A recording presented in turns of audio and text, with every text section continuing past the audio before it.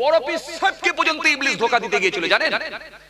বড় পীর আব্দুল কাদের জিলানী রহমাতুল্লাহ আলাইহি হুজুরের কাছে গিয়ে বললেন, এ বড় পীর আব্দুল কাদের জিলানী, হ্যাঁ হে বড় পীর আব্দুল কাদের জিলানী, শোনো, তুমি আজকে তুমি যা ইবাদত করছো না, তোমার ইবাদতে আল্লাহ রাজি হয়ে গেছে, আল্লাহ সন্তুষ্ট হয়ে গেছে। কে বলছে? ইবলিস। বড় পীর সাহেব বললেন, আমার ইবাদতে আল্লাহ রাজি হয়ে গেছে, তুই আমাকে এই কথা শোনাচ্ছিস যাতে করে আমার মধ্যে একটা অহমিকা আসে? জি, যাতে করে আমার মধ্যে একটা অহমিকা এসে যায়। কিতাবী আলেম তো, কত জ্ঞানী মানুষ। সঙ্গে সঙ্গে বলে, লা হাওলা ওয়ালা কুওয়াতা ইল্লা বিল্লাহিল আলিয়্যিল আযীম। তাওবা আস্তাগফিরুল্লাহ, ইবলিস বেরিয়ে যা, দূর হয়ে যা। আমার ইবাদতে আল্লাহ যদি খুশি হয়ে থাকেন, তিনি দয়া করে যদি আমার ইবাদতে খুশি হয়ে থাকেন, আমি গুনাহগার কিছুই করতে পারিনি, আমি কিছুই করতে পারিনি। তিনি দয়া করে যদি আমার উপর সন্তুষ্ট হন, এটা তিনার ব্যাপার, আমার দ্বারা কিচ্ছু হয়নি। কারণ আপনার মধ্যে যদি অহমিকাটা আনিয়ে দেয়া যায়, বরবাদ হয়ে যাবে। সঙ্গে সঙ্গে ইবলিস যাবার সময় বলছে, বড় পীর ৭২ জনকে গোমরা করে দিলাম, আর তোমাকে নিয়ে ৭৩ নম্বরে ফেলেছিলাম, খালি তুমি তোমার এলেমের জোরে বেঁচে গেলে। আবার ঠোকা মারছে, বুঝতে পারছেন এই কথা? বুঝতে পারছেন? আবার ঠোকা মারছে, তুমি তোমার এলেমের জোরে বেঁচে গেলে। বড় পীর সাহেব আব্দুল কাদের জিলানী রহমাতুল্লাহ আলাইহি সেই সময় বলেন, এই ইবলিস দূর হয়ে যা, আমি আমার এলেমের জোরে বাঁচি নাই, আমাকে আমার আল্লাহ দয়া করে বাঁচিয়ে দিয়েছে। ইবলিস সেই সময় পালিয়ে গেল। আপনি আমি হলে কি হতো বলুন? এই যে এই অহমিকা, এই অহংকারটা যে এসে গেল, বাস শেষ। কিতাবের মধ্যে পাওয়া যায় হযরত বড় পীর আব্দুল কাদের জিলানী রাহমাতুল্লাহ আলাইহি হুজুরের নামটা কি আপনারা শুনেছেন? কথা কয় না, শুনেছেন না? বড় পীর বড় পীর বড় পীর নাম কি আপনারা শুনেছেন? কেউ শুনেননি? হায় হায়, শুনেছেন? বড় পীরকে যদি আমরা পীর বলি, কিছু মৌলবীর আবার দেখবেন গায়েতে অ্যালার্জি ফুটে যায়, আছে না নাই? এরা আবার বলে পীর মানা যাবে না। এক সমস্যা, খুব সমস্যা। আরে আমরা যাকে তাকে পীর বলি না, যে মানুষটা মাজারে থাকে, দরগাহে থাকে, যিনি নামাজ পড়ে না, যিনি রোজা রাখে না, মুখে দাড়ি রাখে না, বড় বড় পেছনে চুল লেগেছে, বছরে একবার করে গোসল করে নাকি তাও সন্দেহ আছে, যার দাড়ির থেকে মোজগুলো বড়, টর্চ লাইট মারলেও দাঁত দেখা যায় না, বলো এই মানুষগুলোকে আমরা কখনো পীর বলি না। খাজা বাবার দরবারে কিছু ভণ্ড আছে, দেখবেন ভণ্ডগুলোকে আমরা পীর বলি না, কিন্তু আমরা পীর বলি আল্লাহর ওলি খাজা গরিবে নওয়াজকে। সুতরাং আল্লাহওয়ালা মানুষগুলোকে আমরা পীর বলি, কিন্তু কিছু মানুষ আছে দেখবেন তাদের চুলকুনি শুরু হয়ে যায় পীরের নাম শুনলে। মাঝে মাঝে আপনাদেরকে চ্যালেঞ্জ ছুড়ে দেয়, পীর পীর পীর পীর করো। পীর কোথায় আছে একবার বলো? কোরআনের মধ্যে যদি পীর দেখাতে পারো, তোমাকে আমি 40,000 টাকা 50,000 টাকা পুরস্কার দেব, এরকম একটা চ্যালেঞ্জ ছুড়ে দেয়। আপনি সেই সময় চ্যালেঞ্জের মোকাবেলায় আসতে পারেননি, চিন্তিত হয়ে পড়েন।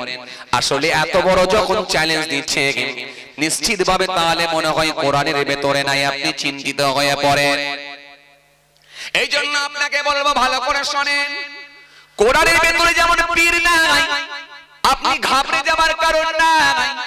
আপনিও তাকে চ্যালেঞ্জ ছুড়ে দেন, কোরআনের ভেতরে পীর নাই, কোরআনের ভেতরে কোথায় নামাজ আছে আমাকে দেখাও। যদি তুমি নামাজ দেখাতে পারো, তোমার থেকে আমি বেশি দেব, তোমাকে ৭৫,০০০ টাকা দেব, ৭৫,০০০ টাকা দেব তোমার থেকে বেশি। বলো কোরআনের ভেতরে কোথায় নামাজ আছে দেখাও। ও দেখবেন নামাজ দেখাতে পারবে না। আসলে পীর কথাটা হলো আরবি কথা নয়, এটা আরবি কথা নয়, কোরআনের ভাষা হলো আরবি, আর পীর শব্দটা হলো ফার্সি শব্দ। যেমন কোরআনের ভেতরে পীর নাই, কোরআনের ভেতরে নামাজ নাই, যেমন কোরআনের ভেতরে পীর নাই, কোরআনের ভেতরেও কিন্তু রোজা নাই। আসলে কোরআনের মধ্যে তাহলে কি আছে? কোরআনের মধ্যে আছে সালাত, সালাত নামাজ কায়েম করো। নামাজ কায়েম করো, সালাত সালাত সালাত কায়েম করো। অনেক আয়াত আল্লাহ দিয়েছে, এইজন্য কিন্তু আমরা সালাত বলাই অভ্যস্ত নই, কিন্তু আমরা ফারসিতে বলা হয় কি নামাজ। এই নামাজ বলাই আমরা অভ্যস্ত। আসলে কিন্তু ফারসি কথা যদি কোরআনের মধ্যে খোঁজেন কোথায় আপনি পাবেন? ইংরেজি ভার্সন আলাদা, আরবি ভার্সন আলাদা, আরবি ভাষা আলাদা, বাংলা ভাষা আলাদা। ও বাবাজি, প্রত্যেকটা ভাষা আলাদা আছে, কিন্তু কোরআনের মধ্যে যদি আপনি খোঁজেন কোথায় পাবেন? এটা হলো আরবি ভাষা। আরবিতে কখনো কোরআনের মধ্যে আপনি পাবেন না পীর। এইজন্য কোরআনের মধ্যে আপনি পাবেন না, পাবেন না আপনি সব, পাবেন না আপনি নামাজ।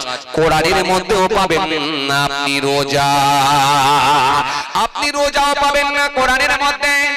কোরআনের মধ্যে আপনি পাবেন সিয়াম, রোজা, কিন্তু রোজা হলো ফারসি কথা, ফারসিতে বলা হয় রোজা, আর কোরআনের ভাষায় বলা হয় সিয়াম।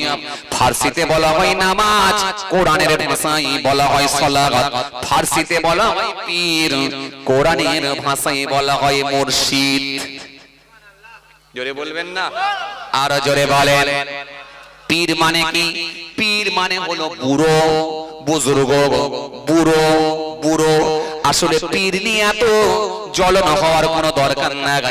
আমরা যাকে তাকে পীর বলি না, আমরা বড় পীরের মতো মানুষকে আমরা পীর বলি। খাজা গরিবে নওয়াজের মতো মানুষকে আমরা পীর বলি। বসিরাত আল্লামা রুহুল আমিন হুজুরের মতো মানুষকে আমরা পীর বলি। ফুরফুরা শরীফ মুজাদ্দিদ জামান আমির শরিয়ত দাদা হুজুর কেবলার মানুষের মতো মানুষকে আমরা পীর বলি। যিনাকে আল্লাহ জাহিরি আলেম এবং জাহিরি এলেম, বাতিনি এলেম, দুই এলেমের আল্লাহ রাব্বুল আলামিন পারদর্শী করেছিলেন। তিনি হলেন ফুরফুরার পীর আবু বকর সিদ্দিকী। আর জোরে বলেন, আর জোরে বলেন।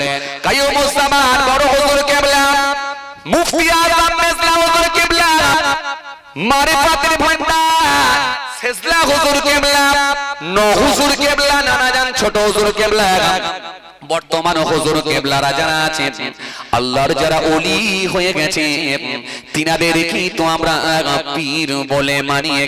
যাদেরকে আল্লাহ জাহিরি এবং বাতিনি আল্লাহ দুই ইলম দিয়ে যাদেরকে ইলমে লাদুন্নি দান করেছে, তারাই তো আল্লাহর ওলি হয়ে গেছেন।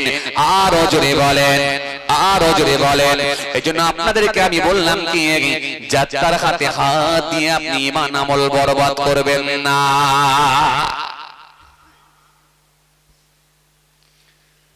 কথা কিছু বুঝতে পারছেন বাবাজি? এই বড় পীর সাহেবের কথা বলছিলাম। বড় পীর, এই বড় পীর কে? বড় পীর জি, যে বড় পীর সাহেব বলেন, मैंने एक साल ना खाया ना पिया ना सोया, আমি এক বছর খাই না, পান করি না, ঘুমাই না। একটু জোরে হবেন, একটু মহব্বতে হয় না, আর একটু খুশি মনে হয় না? मैंने एक साल ना खाया ना पिया ना सोया, আমি এক বছর খাই না, পান করি না, ঘুমাই না। জোরে। मैंने 40 साल ऐसा की वजू से सुबह की नमाज पढ़ा, আমি 40 বছর এসার ওযুতে ফজরের নামাজ পড়েছি। ছেলে খেলা কথা নাকি? और 15 साल सारे सारे रात एक पांव पर खड़ा होकर सुबह तक कुरान शरीफ खत्म करता रहा। 15 বছর এক পায়ের উপরে দাঁড়িয়ে অপর পা তুলে নিয়ে এই রকম ভাবে আমি কোরআন শরীফ খতম করেছি। সেইজন্য বড় পীর। ইলমে লাদুন্নি আল্লাহ দান করেছিলেন, যেটা আল্লাহর দরবারে বলে সেটাই কবুল হয়ে যায়। তো তিনি বড় পীর হবে না তো কে হবে? কথা বলছেন না কেন? তো এ নিয়ে চুলকুনি হবার তো কোনো দরকার নেই। আমরা তো যাকে তাকে বলি না। হ্যাঁ, খাজা গরিবে নওয়াজকে আমরা পীর বলে মানি, কিন্তু খাজা সাহেবের দরবারে যারা ভণ্ডরা সব আছে, পান্ডারা যারা আছে, বড় বড় চুল লেগেছে, বছর একবার করে গোসল করে নাকি তারও কোনো খোঁজ খবর না। কি তাদেরকে আমরা পীর বলে মানি? কখনো মানি না। আসেন তাহলে ভুল মেসেজ গুলো মানুষের সামনে দেবেন না। বলে ফুরফুরা শরীফে নাকি সিজদা দেওয়া হয়, নাউজুবিল্লাহ। বলে ফুরফুরা শরীফে নাকি চাদর চড়ানো হয়, নাউজুবিল্লাহ। কিছু কিছু বক্তা বলছে দেখবেন আপনি, ফুরফুরা শরীফে নাকি চাদর চড়ানো হয়। আপনি প্রমাণ দিতে পারবেন? দাদা হুজুরের মাজারে চাদর চড়ানো হচ্ছে দেখাতে পারবেন? দাদা হুজুরের মাজারে সিজদা চলছে দেখাতে পারবেন? কেন দিনাজপুর থেকে ভাই ভুল মেসেজ দিচ্ছেন? কেন ভাই? কেন মুর্শিদাবাদ থেকে ভুল মেসেজ দিচ্ছেন ভাই? ফুরফুরা শরীফে চাদর চড়ানো হয়, কে বলেছে আপনাকে? দেখাতে পারবেন? এই ভুল বার্তাগুলো কেন মানুষের সামনে দিয়ে সমাজের বুকে এই রকম বিভ্রান্তি তৈরি করছেন কেন? কেন করবেন আপনি? আপনি তো আমার ভাই, সে আপনি যাই হন, আপনি তাবলীগ জামাতের লোক হন, আহলে হাদিসের লোক হন, আপনি কি বলে বেরেলি হন, যাই হন, আপনি আল্লাহকে আল্লাহ বলে মেনেছেন, আমি আল্লাহকে আল্লাহ বলে মেনেছি, আমি রাসূলুল্লাহকে নবী বলে মেনেছি, আপনি রাসূলুল্লাহকে রাসূলুল্লাহ বলে নবী বলে মেনেছেন। তো সুতরাং আপনি হয়তো কোনো আলাদা মাসলাকের মানুষ হতে পারেন, আলাদা ইমামের মত আপনি অনুসরণ করতে পারেন, আমি হানাফি মাসলাক বা হানাফি মাযহাবের মানুষ, আমি এটা মেনে নিয়েছি। কিন্তু যদি আপনি এই ভুল মেসেজগুলো যখন দিচ্ছেন, এই রকম শত শত মিডিয়ায় যখন প্রচার হচ্ছে, আর গায়রকমরা যারা অমুসলিম গায়রকম, তারা যখন এইগুলো পাচ্ছে, তাদের ধারণাটা কি আসছে বলুন তো ইসলাম সম্পর্কে? বলে আসলে কোনটা ঠিক, কোনটা ঠিক? এক বলে একরকম, ও এক বলে আরেক রকম, আসলে কোনটা ঠিক? কেন ভাই ফেসবুকের ভেতরে কেন মারপিট করছেন? কেন মারপিট করছেন? আমি অনুরোধ করব, কোন বক্তা ওয়াইজি যেই হন না কেন, ফেসবুকের ভেতরে এসে মারপিট করবেন না। কারণ এই ফেসবুকটা শুধু আপনার একার কাছে থাকে না। সুতরাং এই ফেসবুক, এই মিডিয়া, এই একটা এলাকা ভিত্তিক নয়, এটা কারোর এলাকা ভিত্তিক নয়, এটা একটা জায়গায় সীমাবদ্ধ নয়, বরং হাজার হাজার মানুষ নয়, কোটি কোটি মানুষ তারা ফেসবুক, ইউটিউব, সোশ্যাল মিডিয়া ব্যবহার করে।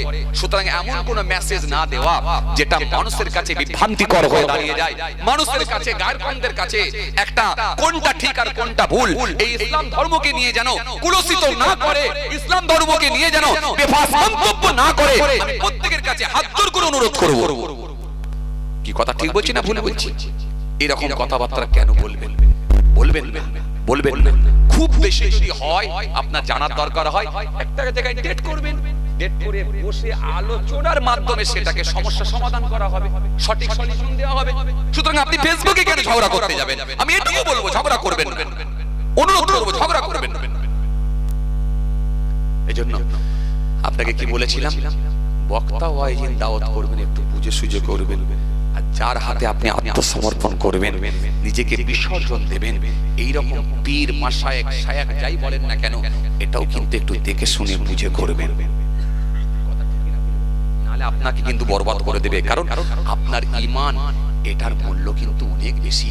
ঈমান ছাড়া যদি কেউ আমল নিয়ে ঢুকে যায়, নাজাত পাবে না, নাজাত পাবে না, নাজাত পাবে না। এজন্য ঈমানের গুরুত্ব কিন্তু অনেক বেশি। চলুন, আমি আপনাদের সামনে এই কথা বলতে গিয়ে একটু বড় পীর সাহেবের কথা বলতে চাইছিলাম। আপনাদের কি কষ্ট হচ্ছে বাবাজি? মাশাআল্লাহ, আলহামদুলিল্লাহ। বড় পীর সাহেবের কথা বলছিলাম, কত বড় আল্লাহর ওলি ছিলেন। আহা, এই বড় পীর আব্দুল কাদের জিলানী রাহমাতুল্লাহ আলাইহির দরবারে একজন আলেম আসছেন, আলেম, কিতাবী আলেম, বড় পীরের দরবারে আসছেন, এসে একটু বায়াত হবেন, মুরিদ হবেন, মুরিদ হওয়ার ইচ্ছা পোষণ করেছেন, বায়াত হবেন। এখন তিনি টেনশনের মধ্যে পড়ে যাচ্ছে, বড় পীরকে দেখে আসলে এত নাম ডাক শুনেছি, সবই ঠিক আছে, কিন্তু আসলে ইনি কত বড় আল্লাহওয়ালা মানুষ বা কত বড় আলেম, সেটা তো আমাকে একটু যাচাই বাছাই করতে হবে। এই জন্য দেখবেন ইবলিস শয়তান সাধারণ আবেদ মানুষগুলোকে খুব বেশি ভয় পায় না, কিন্তু একটা কেতাবী আলেমকে খুব ভয় পায়। কে? ইবলিস শয়তান। ইবলিস শয়তান খুব ভয় পায়। জি, ওয়ালা তাত্তাবিউ খুতুওয়াতিশ শয়তান, আল্লাহ বলে তোমরা শয়তানের অনুসরণ করো না। কেন? ইন্নাহু লাকুম আদুউম মুবিন, নিশ্চয়ই সে হলো তোমাদের প্রকাশ্য শত্রু, প্রকাশ্য দুশমন। কথা শুনছেন? আমার দিকে ধ্যান দেন। এইজন্য ইবলিস আলেমকে, কেতাবী আলেমকে খুব ভয় পায়। 1000 আবেদকে, 1000 ভালো মানুষকে কিন্তু জাহেল লোক ইবাদত করেছে, ভালো মানুষ। এই মানুষকে গুমরাহ করতে ইবলিসের বেশি কোন সময় লাগে না। তাহাজ্জুদের নামাজ আছে, ইশরাকের নামাজ আছে, নামাজ আছে, অনেক নামাজ আছে, কিন্তু এমন একটা ছোট্ট কথা আপনাকে দিয়ে বলিয়ে নেবেন, আপনার ঈমান বরবাদ করে দেবে। কিন্তু একটা আলেমকে ইবলিস খুব ভয় পায়, কেতাবী আলেমকে খুব, ভালো করে শুনেন, ইবলিস খুব ভয় পায়, খুব ভয় পায় কেতাবী আলেমকে। কেন জানেন? একটা কেতাবী আলেমকে যদি ভুলবশত কোনো কাজ করিয়েও নেয় বা বলিও নেয়, সে যদি আবার পরবর্তীকালে সেই কথাটাকে নিয়ে একটু ভাবে, কোরআন হাদিসের মাপকাঠি দিয়ে যদি একটু দেখে নেয়, সে বুঝতে পারবে এটা আমি অন্যায় বলে ফেলেছি, সঙ্গে সঙ্গে তওবা করে আল্লাহর কাছে ফিরে আসবে। কিন্তু একটা জাহেল লোক আসতে পারবে না, সে তো বুঝতেই পারে না। কথা বুঝছেন? যিনি আলেমকে খুব ভয় করে। ইবলিস সাংঘাতিক জিনিস, মরণের বিছানা আপনাকে ছাড়বে না। বাস শেষ। হাদিসে এসেছে রাসূল করিম সাল্লাল্লাহু আলাইহি ওয়াসাল্লাম, আল্লাহ রাব্বুল আলামিন হলেন হাদিসে কুদসি আল্লাহ পাক বলেন কি অহংকার হলো আমার চাদর, আর ওই চাদর নিয়ে যদি কেউ টানাটানি করে কিয়ামতের দিনে তাকে পিপিলিকার ন্যায় জড়া করে দেয়া হবে। বিশ্বাস করেন এগুলো সব কিন্তু কাবিরা গুনাহ। এই যে হিংসা সব কাবিরা গুনাহ। ওয়াদা কাসীর মিন আহলিল কিতাব লাউ ইয়ারুদুকুম মিন বা'দি ঈমানিকুম কুফার হাসাদাম মিন ইনদি আনফুসিহিম মিন বা'দি মা তাবাyyana লাহুমুল হক ফাআফু ওয়াসফাহু হাত্তা ইয়া'তিল্লাহু বিআমরিহি ইন্নাল্লাহা আলা কুল্লি শাইইন কাদির। আল্লাহ কোরআনে কারীমের মধ্যে একাধিক জায়গায় আয়াত দিয়েছেন। চলেন আমি আপনাকে যেটা বোঝাতে চাইছিলাম, এই বড় পীরের দরবারে এসেছেন কে? একজন আলেম, কিতাবী আলেম, বায়াত হবেন, মুরিদ হবেন। তো এসে বলেন হুজুর আমি আপনার কাছে একটু বায়াত হওয়ার জন্য এসেছি, মুরিদ হওয়ার জন্য এসেছি। হুজুর বললেন বাবা ঠিক আছে। তো হুজুর আমার বড় ইচ্ছা আজকে রাতটুকু একটু আপনার দরবারে থাকবো। কারণ তিনি ছিলেন কিতাবী আলেম, তিনি অন্ধ বিশ্বাস করে নিয়ে এসে হাতে হাত দিয়ে বায়াত হবেন এটা কিন্তু তিনি মোটেই মেনে নিতে পারেননি। তিনি ছিলেন কিতাবী আলেম, তিনি বললেন হুজুর আজকে রাতটা থাকবো। কিন্তু বড় পীরকেও এই কথা প্রকাশ করেননি, বলেননি। কিন্তু তিনি মনে মনে ভেবেছেন যে হুজুরের হাতে হাত দিয়ে বায়াত হব ঠিকই, কিন্তু একটু আমি কি যাচাই বাছাই করব না, একটু কি টেস্ট করব না? টেস্ট করব আগে, তারপরে হে তরুণিয়া নওজোয়ান জমাকেরা, হে আমার বড় প্রিয়রা, বাবারা শুনে কে দিন বাবা, বাবারা জেনে কে দিন বাবা। আপনারা যখন বাজারে যান, বাজারে গেলে আপনারা দেখবেন, সবজি মার্কেটে গেলে আপনারা দেখবেন, ভালো করে দেখলেন মাছের বাজারে যখন যান মাছটা পচে গেছে না টাটকা আছে, পেটটা টিপে দেখে নেন, মাঝে মাঝে কি বলে কানটাকে একটু করে একটু তো আপনি ভালো করে চাগিয়ে দেখে নেন। অনেকে আবার নাকি কান খুঁড়ো না কি বলে, একটু চাগিয়ে দেখে নেন আসলে সাদা আছে না লাল আছে, মাছটা টাটকা আছে না পচে গেছে, এটা আপনি কিন্তু একটু চেক করে দেখে নেন। আপনার চিন্তা দ্বারা পচা মাছ পয়সা দিয়ে কিনে নেব না, নিয়ে যাব না। মাঝে মাঝে আপনি যখন সবজি মার্কেটে যান, সবজি মার্কেটে গেলে আপনি যখন বেগুন কিনতে গেলেন, বেগুনটাকে বারে বারে চাকিয়ে ঘুরে তাকিয়ে দেখে নেন এই বেগুনটা কানা না ভালো, ঠিকানা ভালো, কানা না ভালো, এটাও আপনি মাঝে মাঝে চেক করে, কারণ পয়সা দিয়ে কিনবো, কানা বেগুন নিয়ে যাব না। কথা বলছেন না কেন? মাঝে মাঝে যখন আলু কিনতে যান, পয়সা দিয়ে কিনবো, ছাঁট আলু নিয়ে যাব না, ভালো আলু নেব, চন্দ্রমুখী আলু নেব, কিংবা জ্যোতি আলু নেব, ফ্রেশ আলু নেব, ছাঁট আলু নিয়ে যাব না। চেক করে নেন, দেখে নেন। আর যার হাতে আপনি বায়াত হবেন, যার হাতে আপনি নিজেকে বিসর্জন দেবেন, যার হাতে আপনি নিজেকে পীর বলে মেনে নেবেন, যিনি আপনাকে সবক দেবেন, যিনি আপনাকে আখিরাতের শিক্ষা দেবেন, যিনি আপনাকে তপস্যা করতে বলবেন, তিনি কত বড় আল্লাহওয়ালা মানুষ, কত বড় একজন হাক্কানি আলেম, সেটাও কি আপনি দেখে নেবেন না? এটার বেলায় কি চেক করবেন না?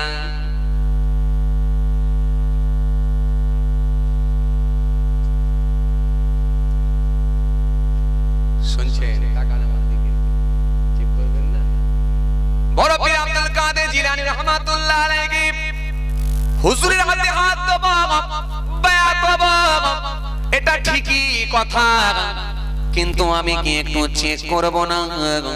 যেহেতু আমি হলাম একজন কিতাবী আলেম, এই আলেম বান্দা চেক করবে, টেস্ট করবে, এ কথা মনে করে বড় পীরের দরবারে এসে বললেন হুজুর আজকে রাতটা আমি আপনার দরবারে থাকতে চাই,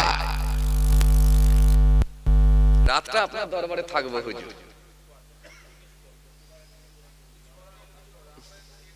ভাই একটু করে দাও, কথা বুঝতে পারছো তো? একটু ঠিকঠাক করে দাও, বুঝতে পারছি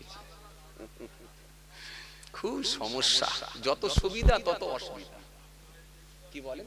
যত সুবিধা তত অসুবিধা, এটাই বাস্তব। আসেন, ইউটিউব শুনে লোক গান শোনা অনেকে বন্ধ করেছে, যদিও একটু কোরআন শরীফ শুনছে, রাসূলুল্লাহর হাদিস শুনছে, বক্তব্য শুনছে, ওয়াজ শুনছে, সেটাও একটা ঠিক। আবার অপর দিক দিয়ে গোলমাল কি জানেন, এক হুজুরের সঙ্গে আর এক হুজুরের কাটিং করে লাগিয়ে দিয়ে, ঝগড়া লাগিয়ে দিয়ে অশান্তি বেড়ে যাচ্ছে, এটাও ঠিক। কোথায় যাওয়া যায়? কথা বুঝতে পারছেন না? হ্যাঁ, তো যাই হোক, কথাই কথা বেড়ে যাচ্ছে। আসেন, বড় পীর আব্দুল কাদের জিলানী রাহমাতুল্লাহ আলাইহি হুজুরের দরবারে গিয়ে বলেন, হুজুর আজকে রাতটুকু আপনার দরবারে আমি থাকবো। হুজুর বহু দূর থেকে এসেছি, আমি মুসাফির মানুষ, আপনার দরবারে একটু থাকতে চাই। আর তৎকালীন সময়ে তো ভালো ভালো গাড়িগুলো ছিল না, কি কথা ঠিক কি না? হাঁটা পথ, হেঁটে হেঁটে যেতে হতো, কিংবা সেই মরুভূমির বালুর উপর দিয়ে হাঁটতে হতো এক জায়গা থেকে আরেক জায়গায়, কিংবা সেই উটের পিঠে চেপে বা এইভাবে এক জায়গা থেকে আরেক জায়গায় যাতায়াত করতে হতো। যাতায়াত করাটা খুব কষ্টকর ছিল। হুজুর বড় কষ্ট করে এসেছি, মুসাফির মানুষ। আর মুসাফিরের গুরুত্ব তো আছে না নাই? আছে। রাসূলুল্লাহ বলেছেন তিনটে শ্রেণীর মানুষের জবানে দোয়া কবুল হয়, দাওয়াতুল মাসলুম, দাওয়াতুল মুসাফির, দাওয়াতুল ওয়ালিদি আলা ওয়ালাদিহি। ছেলে মেয়ের জন্য তার পিতা মাতার দোয়া কবুল হয়। আর যে ব্যক্তিটা জুলুমের শিকার হয়েছে, মাজলুম ব্যক্তি যিনি জুলুমের শিকার হয়েছে, তার জবানের দোয়াটাও কবুল হয়। জোর করে কারোর বাড়িতে আগুন লাগিয়ে দেওয়া হয়েছে, জোর করে পুকুরের মাছ ধরে নিয়ে চলে গেছে, জোর করে খড়ের গাদায় আগুন লাগিয়েছে, ওই মানুষটা যখন জুলুমের শিকার হয়েছে, পৃথিবীর জমিনে ন্যায় বিচার না পেলেও মসজিদে গিয়ে যখন চোখের পানি ছেড়ে আল্লাহর দরবারে কাঁদবে, আমার নবী বলেছেন ওই মাজলুম ব্যক্তির জবানের দোয়াটা আল্লাহর দরবারে কবুল হয়ে যায়। জোরে বলবেন না? আল্লাহর দরবারে কবুল হয় আমার আল্লাহ আর ওই মাজলুম ব্যক্তি যে জুলুমের শিকার হয়েছে, মাঝখানে আর কোনো পর্দা থাকে না, যেটা বলে সেটাই কবুল হয়ে যায়। একটু জোরে বলেন। জি, আরেকটা শ্রেণীর মানুষের দোয়া কবুল হয়, কার? মুসাফিরের জবানের দোয়া কবুল হয়। এখন মুসাফির কারা আপনারা জানেন তো? কত মাইল যেতে হয়? হ্যাঁ, এ নিয়ে আবার অনেক কিছু বিস্তারিত আলোচনা আছে। এই যে 4 রাকাত ফরজটা কেন 2 রাকাত হবে, কেন আপনার জন্য আল্লাহ রোজা ছাড় দিয়েছে, পরে আপনি ঘুরিয়ে রাখবেন কেন, কোরআন শরীফের মধ্যে আয়াত এসেছে। চলুন উনি আবার বৃত্তান্ত আলোচনা করতে গেলে অনেক সময় লেগে যায়। তো যাই হোক বাবাজি, আমার ভাইরা, আস্তে আস্তে সাবজেক্টের দিকে, এই সাবজেক্ট ছোট করার চেষ্টা করব।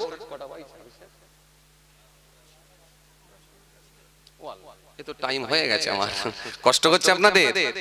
মাশাআল্লাহ, আলহামদুলিল্লাহ। শীতের রাতও বড় কষ্ট করে আপনারা বসেছেন। আসেন, যে কথা বোঝাতে চাইছিলাম, আজকে যেহেতু আমি একটা টপিক তৈরি করেছিলাম যে দাওয়াত করবেন কাকে, বায়াত হবেন কার কাছে, এইটুকু টপিক আমি তৈরি করেছিলাম। এই টপিকের উপরই দেখেন 2 ঘন্টা আলোচনা করছি। আমি অন্য কোনো সাবজেক্ট কিন্তু আলোচনা করিনি। যারা প্রথম থেকে ছিলেন জিজ্ঞাসা করে দেখেন, ওইটুকু টপিক, বায়াত হবেন কার কাছে, দাওয়াত করবেন কাকে, এই জেনে শুনে বুঝে, ব্যাস এতটুকু সাবজেক্ট। এই সাবজেক্টের উপরই আলোচনা।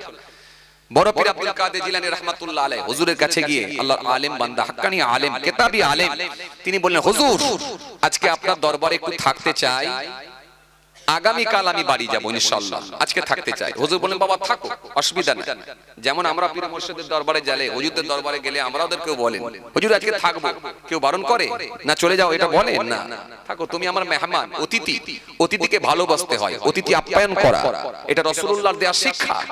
জি, রাসূলুল্লাহ সাহাবীদেরকে শিক্ষা দিয়েছিলেন, মেহমানদারি করো, অতিথি আপ্যায়ন করো, এই শিক্ষাটা রাসূলুল্লাহ দিয়েছিলেন।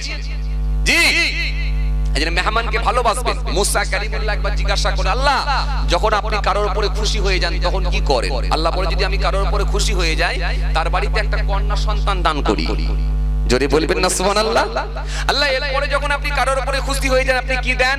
আল্লাহ বলে, যখন আমি খুশি হয়ে যাই কারোর উপরে, তখন আমি তার বাড়িতে একটা মেহমান, অতিথি পাঠিয়ে দিই, মেহমান পাঠায়। মেহমান আসলেও আমরা নারাজ, আর বাড়িতে কন্যা হলে তো আমাদের মুখ ঝুলিয়ে যায়। কথা বলছেন না কেন? ছেলে হলে বিরাট খুশি। আরে কথা বলছেন না কেন? হ্যাঁ না, কিছু বলেন, এরকম কিছু আছে না? না, ছেলে হলে বিরাট খুশি, ওফ রাজভোগ খাওয়াবে, চিকেন বিরিয়ানি খাওয়াবে, বন্ধুদেরকে দাওয়াত করবে, ছেলে হয়েছে, গর্বের সঙ্গে বলছে ছেলে হয়েছে। আরে ছেলে হয়েছে মানে বিরাট ব্যাপার, পরবর্তীকালে তোকে ভাত খাওয়াবে না লাঠি দেবে, দেখ কি হয় দেখ। আসলে একটা বাপ তার ছেলে জন্ম দেওয়া পর্যন্ত শেষ না, তার উপরে কম বেশি প্রায় 12 থেকে 13টা হক তার উপরে বর্তাবে। এই 13টা হক আদায় করতে হবে, 13 থেকে 14টা হক আদায় করতে হবে।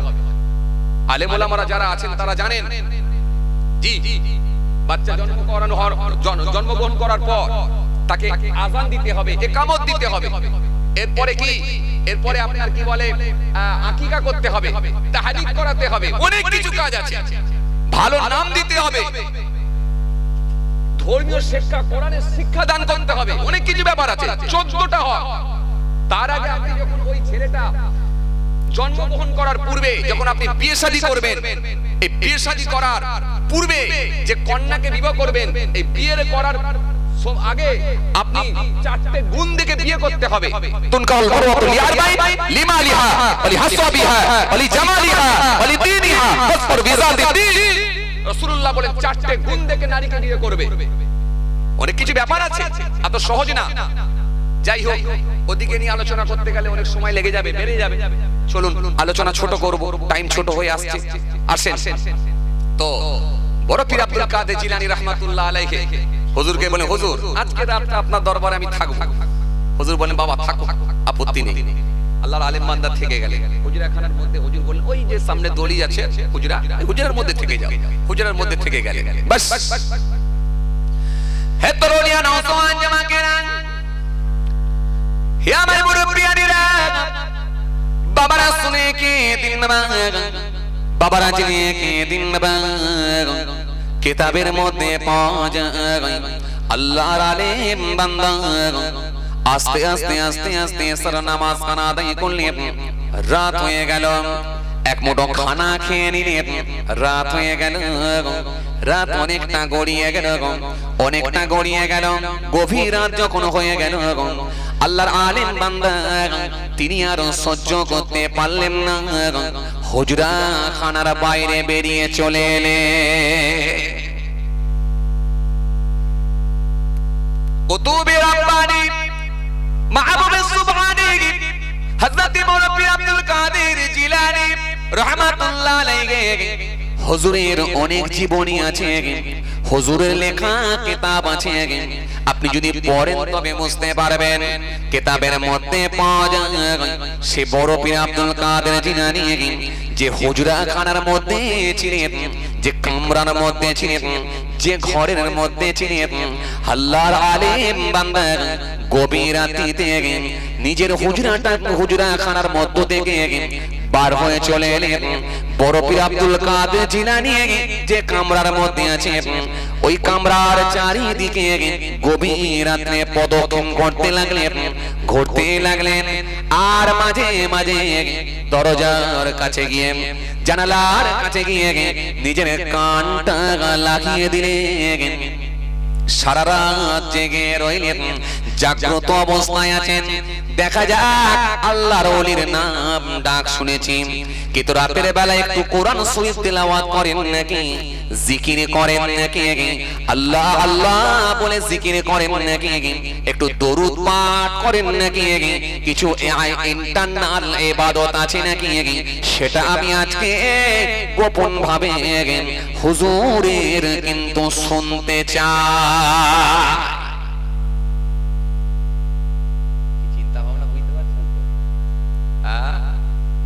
আমরা এখন কি দেখি?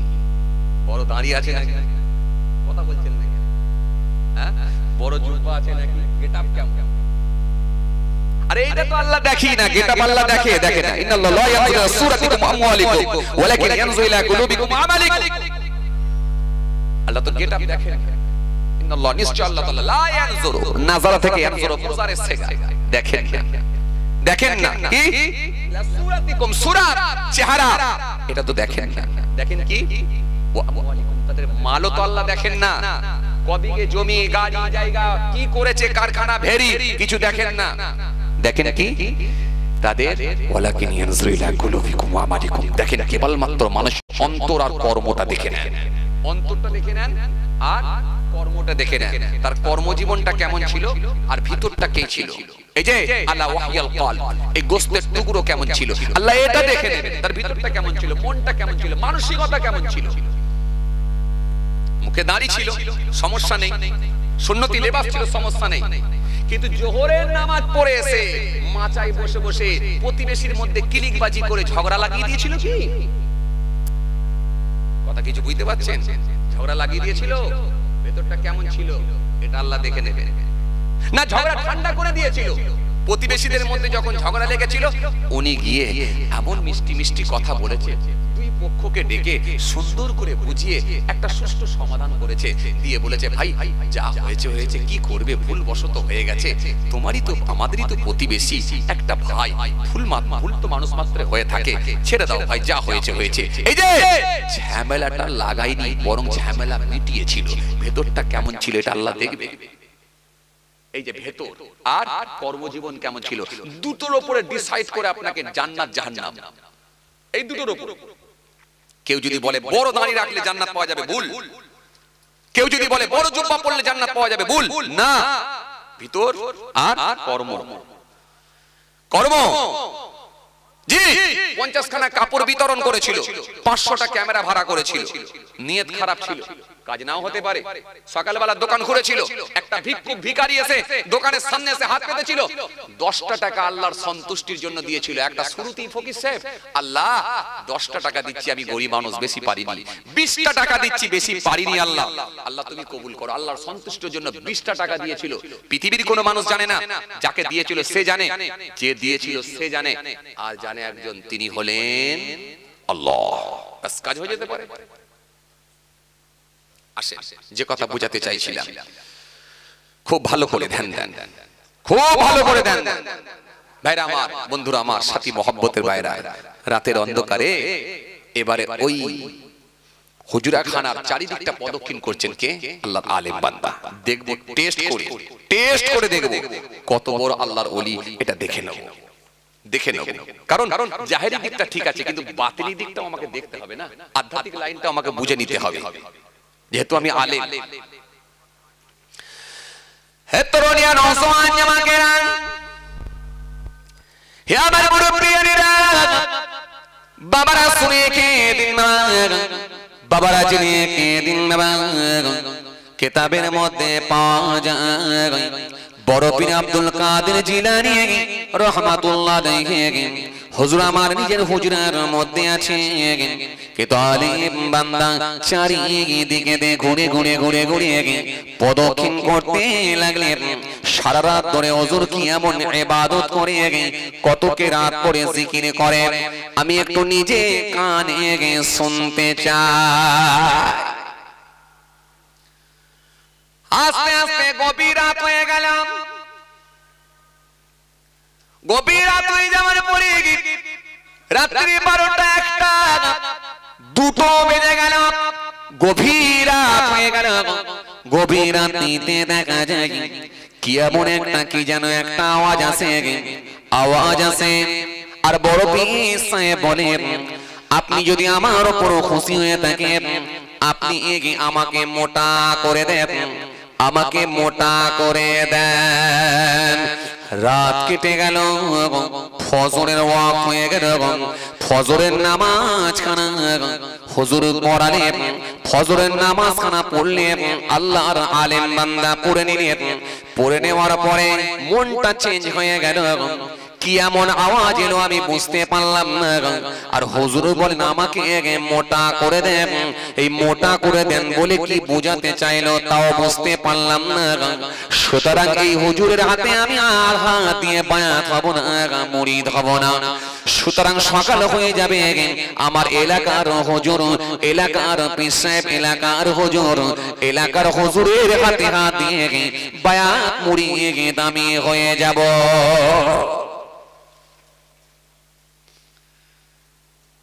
একটা আওয়াজ এলো তাও বুঝতে পারলাম না, আর ইনি বলে আমাকে মোটা করে দাও, তাও বুঝতে পারলাম না যে কি বুঝাতে চাইলো। না, চলে যাও, সকাল হোক, চলে যাও। সকাল হয়ে যাবার পর মনে মনে ভাবলেন, একটা রাত তো দেখলাম, মনে হয় আর একটা রাত দেখা মনে হয় ভালো ছিল। শুনছেন, আর একটা রাত মনে হয় দেখা দরকার ছিল। এ তো এক রাত দেখলাম, আর একটা রাত মনে হয় দেখা দরকার ছিল। বাস সকাল হয়ে যাওয়ার পরে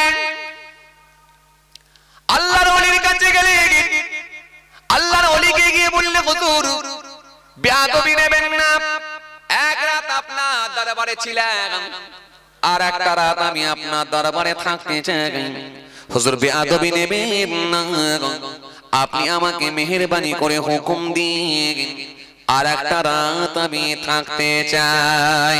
কারণ আল্লাহর আলিম বান্দা মনে মনে ভেবেছিলেন প্রথম রাতে যদিও কিছু না আওয়াজ পেয়ে থাকি, দ্বিতীয় রাতে মনে হয় নিশ্চিত ভাবে কিছু না কিছু আমি আওয়াজ পাবো। থাকছি মানে এমনি নয়, রাত্রে ঘুমানোর জন্য নয়, টেস্ট করার জন্য, এমনি নয়। আপনারা ভাবছেন এমনি ঘুমাচ্ছেন, না না, ঘুমানোর জন্য নয়, টেস্ট করব। প্রথম রাতে তো কিছু পাইনি, দ্বিতীয় রাতে দেখা যাক কিছু পাচ্ছি নাকি, দেখা যাক। দ্বিতীয় রাতে আস্তে আস্তে জোহরের নামাজ হয়ে গেল, খাওয়া দাওয়া হয়ে গেল, আসরের নামাজ হয়ে গেল, মাগরিবের নামাজ হয়ে গেল, এশার নামাজ হয়ে গেল। এক মুঠো খাওয়া দাওয়া করে নিয়ে আল্লাহর আলিম বান্দা সেই সময় বলেছিলেন আজকে রাত আমি একটু টেস্ট করে দেখব, দেখা যাক আজকে কি হয়। দ্বিতীয় রাতে আবার ফের গভীর রাতে হুজরাখানা থেকে বেরিয়েছে আল্লাহর ওলি যে হুজরার মধ্যে ছিলেন, হুজরার চারিদিকে প্রদক্ষিণ করতে লাগলেন, ঘুরতে লাগলেন, ঘুরতে ঘুরতে ঘুরতে ঘুরতে মাঝে মাঝে দরজার কাছে গিয়ে জানালার কাছে গিয়ে কানটা লাগিয়ে দিলেন। হুজুর কি এমন ইবাদত করেন নিজে কানে শুনতে চায়? হুজুর রাত্রিতে তেলাওয়াত করেন নাকি, জিকির করেন নাকি, দরুদ শরীফ পাঠ করেন নাকি, আজকে আমি নিজে কানে একটু শুনতে চাই। দ্বিতীয় রাত সেই একই অবস্থা, গভীর রাত হয়ে গেল।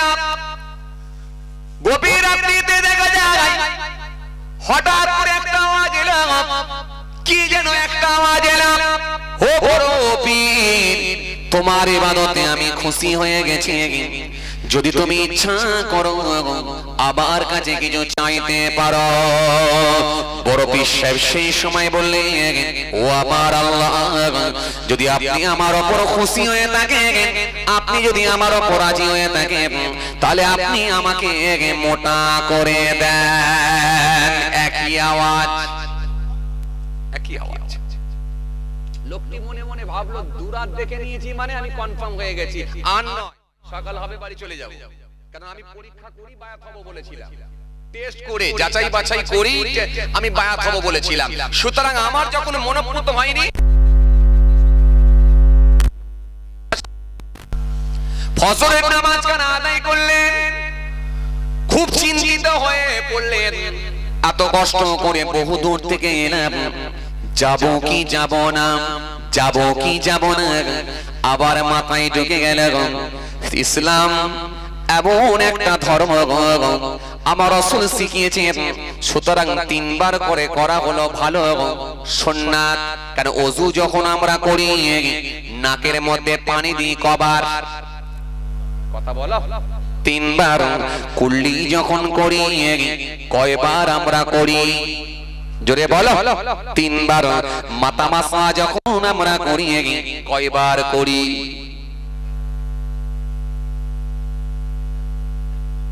জোরে বলো, একবার। একবার। হাত যখন আমরা ধৌত করি তিনবার করি না একবার?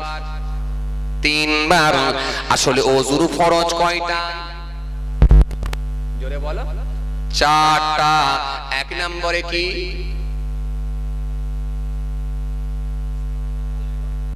করান। দ্বিতীয় নম্বরে কি?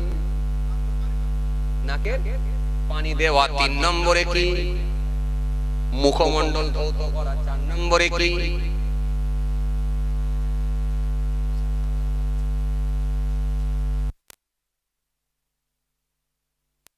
চারটে হয়ে গেল। পা তো ধরনি মনে হয়।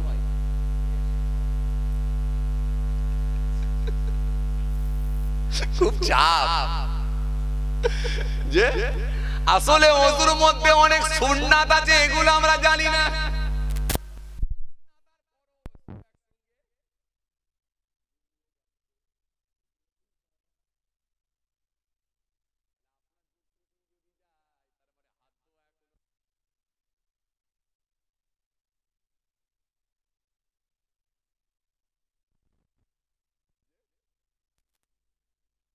যখন তোমরা ইচ্ছা করবে ইলা সালাত নামাজের জন্য ফাগসিলু ধৌত করো উজুহাকুম তোমাদের মুখমণ্ডল চেহারা তাহলে এক নম্বরে কি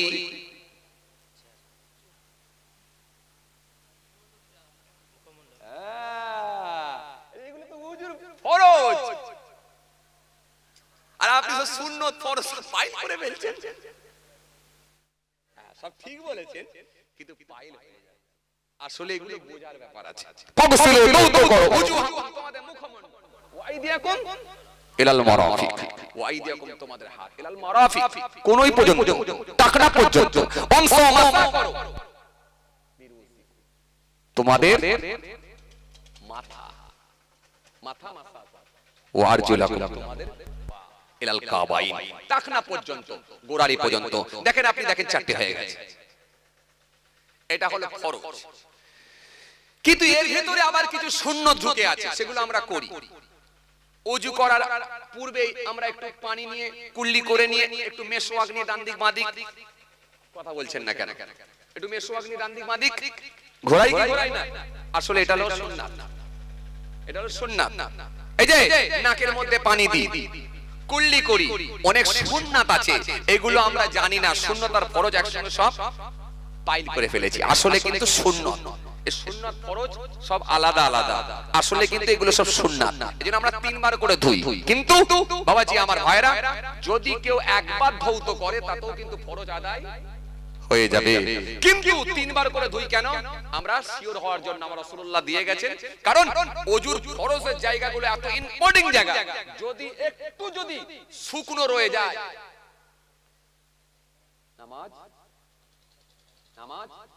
নামাজ হবে না ওযু হয় না মানে নামাজ হবে না এজন্য ফরজের জায়গাগুলো উত্তম রূপে ধৌত করা এজন্য আপনি হাত যখন ধোবেন হাতের 5টা আঙ্গুলের গোড়ায় পানি পৌঁছানো এমনকি হাতে যদি একটা আংটি থাকে ওই আংটিটাকে নাড়িয়ে নেওয়া বা খুলে দেওয়া উত্তম ভালো মহিলারা চুড়ি পরে থাকলে এই চুড়িটাকে ভালো করে নাড়িয়ে নেওয়া যাতে করে শুকনো থাকার কোনো সন্দেহ না থাকে খুব চাপ এই যে পায়ের নিচে দেখবেন একটা ব্র্যান্ড আছে একটা বাঁকানো একটা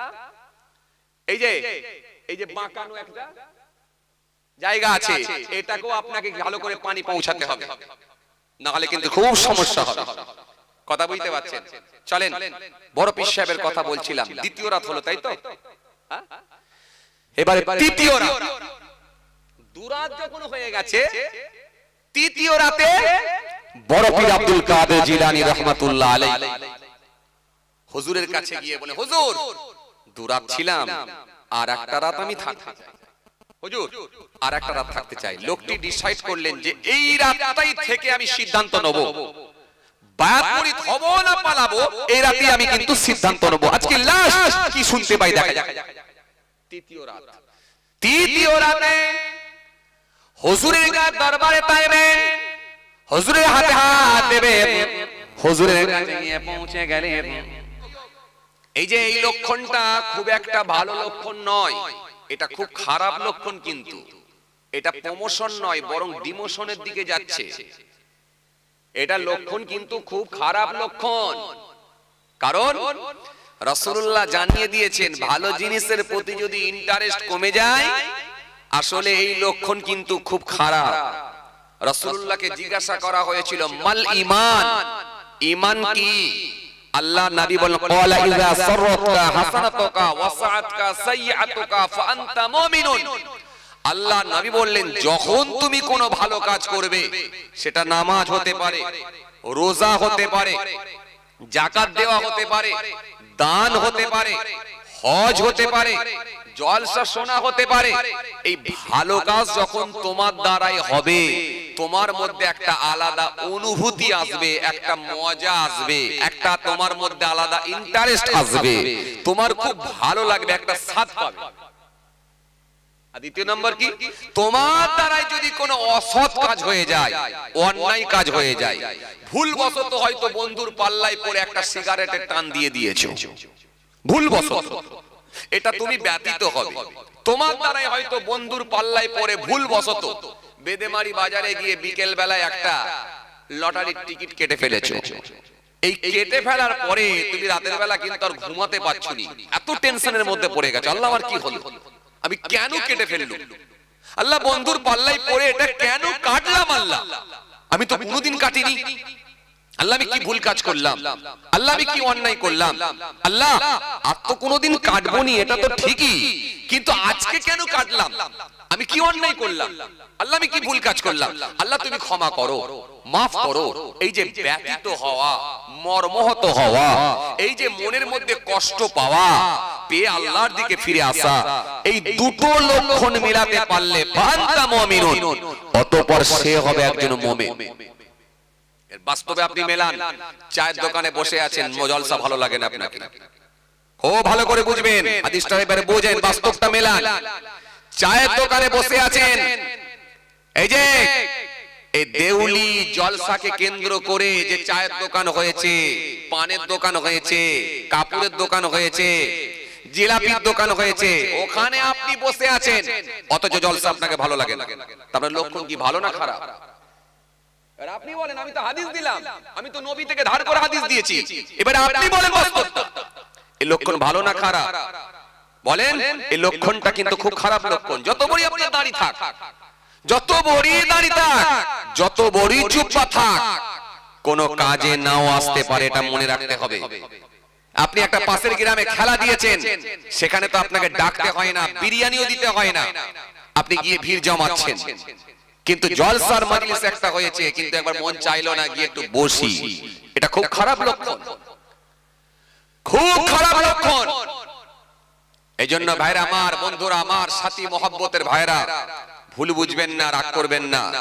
এই জন্য এরকম মাহফিল গুলো যখন হবে, অন্তত সেখানে গিয়ে কিছু সময় বসার চেষ্টা করবেন। বাড়িতে নেই সেটা আলাদা কথা, ভিন্ন কথা, কোথাও কাজে কামে গেছেন সেটা আলাদা কথা, ভিন্ন কথা, কিন্তু এই মাহফিল দেওয়া সত্ত্বেও যদি আপনাকে ভালো না লাগে, যদি মাহফিলে আসতে মন না চায়, আপনি যত বড়ই দাঁড়িওয়ালা নামাজি হন, এই লক্ষণটা কিন্তু খারাপ, এই সিম্পটমটা কিন্তু খারাপ, কারণ এই লক্ষণটা কিন্তু মুমিনের লক্ষণ নয়। রাসূলুল্লাহর হাদিস থেকে আপনাকে প্রমাণ দিলাম। আসেন, ভুল বুঝবেন না, রাগ করবেন না। এই জন্য বাপ, একটা কথা বলি শোনেন, ভালো জিনিসগুলোকে একটু কাজে লাগাবার চেষ্টা করবেন। এটা জীবনের শেষ মাহফিল হতে পারে, দু চারবার হলেও তো দরুদ শরীফ পড়ার সুযোগ আমরা পাবো এখানে, কথা ঠিক কিনা ভুল বলে? দু চারবার হলেও তো কলেমা শরীফ পড়ার সুযোগ পাবো, জি। সুতরাং কেন আমরা অবহেলা করব, জি? এর আমার, এই জন্য এই মাহফিল যখন পাবেন, এই মাহফিলে গিয়ে অবশ্যই বসবেন, এটা অবশ্যই বসবেন, নাম্বার 1। নাম্বার 2, দ্বিতীয় নম্বর, বক্তা ওয়াইজিনকে যখন দাওয়াত করবেন, অন্তত দেখে জেনে বুঝে নির্বাচন করে তারপরে দাওয়াত করবেন। নির্বাচন করবেন কিন্তু খুব হিসাব করে, খুব হিসাব করে। দরকার হলে মসজিদের ইমামকে গিয়ে ওয়াজটা শোনাবেন, কেন এখন তো ইউটিউব শুনে দাওয়াত করেন আপনারা, সোশ্যাল মিডিয়া শুনে আপনারা দাওয়াত করেন, তো সুতরাং মসজিদের ইমামকে গিয়ে না হলে বক্তৃতাটা শোনাবেন, একটা নয় অন্তত 4-5টা ওয়াজ শুনবেন, শুনে দরকার হলে মসজিদের ইমামকে গিয়ে ওয়াজটা শোনাবেন। হুজুর দেখুন তো এই হুজুরটাকে বা এই মাওলানাটাকে বা এই বক্তাটাকে দাওয়াত করা যাবে কিনা। মসজিদের ইমামকে যদি শোনানো সম্ভব না হয়, অন্তত মসজিদের যারা মুসল্লি আছেন, যারা 5 ওয়াক্ত নামাজ পড়েন, যাদের মুখে দাঁড়িয়ে আছে, অন্তত এই মানুষগুলোকে দেখে জিজ্ঞাসা করবেন, খুব ঠান্ডা বেরেনে বুঝবেন, একদম যেন ছেঁড়া প্যান্ট, কানে দুল, লাল চুল, এদের পছন্দ মতো যেন হুজুর করতে যাবেন না, গুমরা হয়ে যাবেন, গুমরা হয়ে যাবেন। বক্তা ওয়াইজিন যা বেরিয়েছে না, তাদের তো ঈমান যাচ্ছেই, আরে আপনাদেরও ঈমান দেবে, শেষ শেষ করে দেবে। খুব হিসাব করে আমি কথা বলছি ভাইরা আমার, খালি আমার মুখে এসে যাচ্ছে নামগুলো ফটাফট করে বলি, কিন্তু আটকে যাচ্ছে, কারণ রাসূল বলেছে গীবত করো না। গীবত নয়, যদিও সমাজের মানুষকে জানানো দরকার আছে, যেহেতু সে সমাজের মুখে ওয়াজ করছে, কিন্তু পরের কথা তুমি পেছনে বলো না, এজন্য নামগুলো আমি বলতে পারছি না, জি, একটা কারণ। দ্বিতীয় নম্বর কারণ হচ্ছে এতগুলো মিডিয়া, একটা দুটো তিনটে না, 1 2 3 4 5 6 7 8 9, 10, 11, 12, 13, 14, 15, 16, 17, 18, 19, 20, 21, 22, 23, 24, 25, 26, 27, 28, 29, 30, 31, 32, 33, 34, কম বেশি 34টা মিডিয়া। এখন আমি নাম বললেই তার ছবি আর আমার ছবি মেরে ট্যাগ করে ছেড়ে দেবে, পুরো রেডি মিডিয়া। খালি এইগুলি তো চাইছে হুজুর একটু চান্স দিক না আমাকে, তারপর দেখছি কি করতে হয়। কথা বুঝছেন না? এই হুজুরে পীরজাদায় লাগানোর জন্য পুরো রেডি। এই আপনারা নয়, কিছু মিডিয়া আছে, সবাই নয়, কিছু আছে বাবা। কথা বলছেন, ওরা শুধুমাত্র নিজেদের ভিউজ, নিজেদের আপনার কি বলে সাবস্ক্রাইব বাড়ানোর জন্য যা করতে হয় তাই করব। খুব সমস্যা এটা, কিন্তু লক্ষণ ভালো নয়। ঝগড়া লাগাবেন না, ঝগড়া থামাতে হয়। রাসূলুল্লাহ হাদিসের মধ্যে বলেছেন ঝগড়া থামা, ঝগড়া লাগাও না। কিন্তু আমরা সুযোগটাকে কাজে লাগাবার চেষ্টা করি। তো যাই হোক, আমি যেটা বোঝাতে চাইছিলাম, এই জন্য আমি নাম বলছি না, আপনাদেরকে বলে দিচ্ছি এতটুকু, বক্তা ওয়াইজিনকে যখন দাওয়াত করবেন খুব হিসাব করে করবেন, যাকে খুশি করবেন না। এমন এমন কথা বলে দিচ্ছে ঈমান নষ্ট হয়ে যাবে। এক বক্তা বললেন যে আগে আল্লাহর উপরে ঈমান আনলে সে কাফের হয়ে যাবে। নাউযুবিল্লাহ মিন যালিক। এই ওয়াজ আপনারা শুনেছেন, এই ওয়াজ আপনারা শুনেছেন, এই বক্তৃতা আপনারা শুনেছেন। এক বক্তা বললেন যে আগে আল্লাহর উপরে ঈমান আনলে সে কাফের হয়ে যাবে। নাউযুবিল্লাহ মিন যালিক। কোথায় যাচ্ছে বুঝতে পারছেন? কোথায় যাচ্ছে বুঝতে পারছেন? তো কার উপরে আগে ঈমান আনতে হবে? আগে নবীর উপরে ঈমান আনতে হবে। কারণ নবী তোমাকে আল্লাহ চিনিয়েছে। কথা একদম ঠিক। আরে কথা বলছেন না কেন? এটা হ্যাঁ না কিছু বলেন। কথা একদম ঠিক। নবী চিনিয়েছে কাকে? আল্লাহকে। না হলে আমরা আল্লাহকে চিনতাম না। এটা তার যুক্তি বা কথাটা ঠিক একদম। কিন্তু যুক্তি খাটবে না উক্তি খাটবে? যখন কোন দলিল আপনি পাবেন, যখন কোন আপনি রেফারেন্স দিতে পারবেন, তখন কি আপনার যুক্তিটা খাটবে? কথা বলেন, একটু কথা বলেন। খাটবে? খাটবে না। খুব ভালো করে বুঝবেন। তাহলে কার উপরে আগে ঈমান আনতে হবে? আগে নবীর উপরে, তারপরে আল্লাহর উপরে। এটা আপনাকে বুঝিয়ে দিল। কারণ আপনি তো আল্লাহকে দেখেননি, দেখেছেন নবী। নবী এসে আল্লাহকে চিনিয়েছে। আর ঈমান মানে কি? বিশ্বাস। তাহলে নবীর উপরে আগে বিশ্বাস হয়েছে বলি তো আপনি আল্লাহকে চিনতে পেরেছেন। কথা ঠিক না? ঠিক না ভুল বলে? আপনার মাথায় ঢুকে গেল? আপনার মাথায় ঢুকে গেল। আপনি বললেন কথা তো ঠিকই, তো নবীর উপরে তো আগে ঈমান আনতে হবে। আসেন, আপনাকে আমি একটা কথা বলি, খুব ঠান্ডা বেরেনে বুঝবেন, খুব ঠান্ডা বেরেনে বুঝবেন। আপনাদের এখানে যদি কোনো রাজনীতির নেতা ভোট প্রচারে আসে, কোন রাজনীতির নেতা যদি ভোট প্রচারে আসে, সে কি বলবে? আমাকে দেখে ভোট দাও, না মুখ্যমন্ত্রীকে দেখে ভোট দাও, সিএম কে দেখে ভোট দাও? কি বলবে? যদি সে টিএমসির লোক হয়, আমি মনে আপনাদেরকে বুঝাতে পারছি। আপনাদের এখানে যদি কোন রাজনীতির নেতা, সে পঞ্চায়েত প্রধান হোক, পঞ্চায়েতের মেম্বার হোক, কোন লোকাল এমএলএ হোক, এমপি হোক, যেই হোক, যদি কোন রাজনীতির নেতা ভোট প্রচারে আসে, এসে কি বলবে? আমাকে দেখে ভোট দাও বলবে, না মুখ্যমন্ত্রীকে দেখে ভোট দাও, সিএম কে দেখে ভোট দাও? কোনটা বলবে? একটু ভালো করে বলেন, যেটা আপনাদের মন চাই সেটাই বলেন। আমাকে দেখে ভোট দাও এটা বলবে, নাকি না মুখ্যমন্ত্রীকে দেখে ভোট দাও এটা বলবে? কোনটা বলবে? ধরে নিন সেটা টিএমসির লোক, যিনি ভোট প্রচারে এসেছেন টিএমসির লোক। সে মেম্বার হতে পারে, প্রধান হতে পারে, এমএলএ হতে পারে, এমপি হতে পারে, যেই হোক। এই ভোট প্রচারে যদি আসেন, তিনি এসে আপনার সামনে, আপনাদের সামনে যখন ভোট প্রচার করবে, তিনি কি বলবে? যে আমাকে দেখে ভোট দেন, না সিএম কে দেখে ভোট দেন, মুখ্যমন্ত্রীকে দেখে ভোট দেন? কারণ তিনি অনেক কিছু প্রকল্প করেছেন, এই করেছেন, তো সুতরাং তাকে দেখে ভোট দেন। এই তাকে দেখে ভোট দেন এটা বলবে, না আমাকে দেখে ভোট দেন এটা বলবে? কোনটা বলবে? একটু ভালো করে বলেন, আমি কিছু একটা বোঝাতে চাইছি তো আপনাদেরকে। কি বলবে?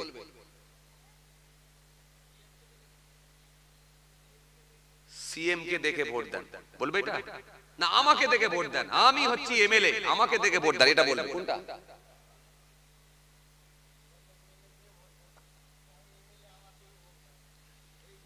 বলেছে কোনোদিন আপনাদের এখানে নাকি না এটা বলেছে যে দিদিকে দেখে ভোট দেন, দিদি এত রকমের প্রকল্প করেছে, রাস্তাঘাট উন্নয়ন করেছে, লাইট করেছে, এই করেছে সেই করেছে, অন্তত আপনারা দিদিকে দেখে ভোট দেন, কোনটা বলেছে? খুব ভালো করে বুঝে বলে, সে বলেছে যে আমাকে দেখে ভোট দেন না দিদিকে দেখে ভোট দেন, কোনটা বলেছে? হ্যাঁ, তাহলে এই আপনি বললেন আমাকে এমএলএ কে ভোট দেন বলেছে। হ্যাঁ, আসেন, তাহলে মুখ্যমন্ত্রী যদি টিএমসির লোক হয় সে বলবে দিদিকে দেখে ভোট দেন বা সিএম কে দেখে ভোট দেন বা মুখ্যমন্ত্রীকে দেখে ভোট দেন। এটা কেন?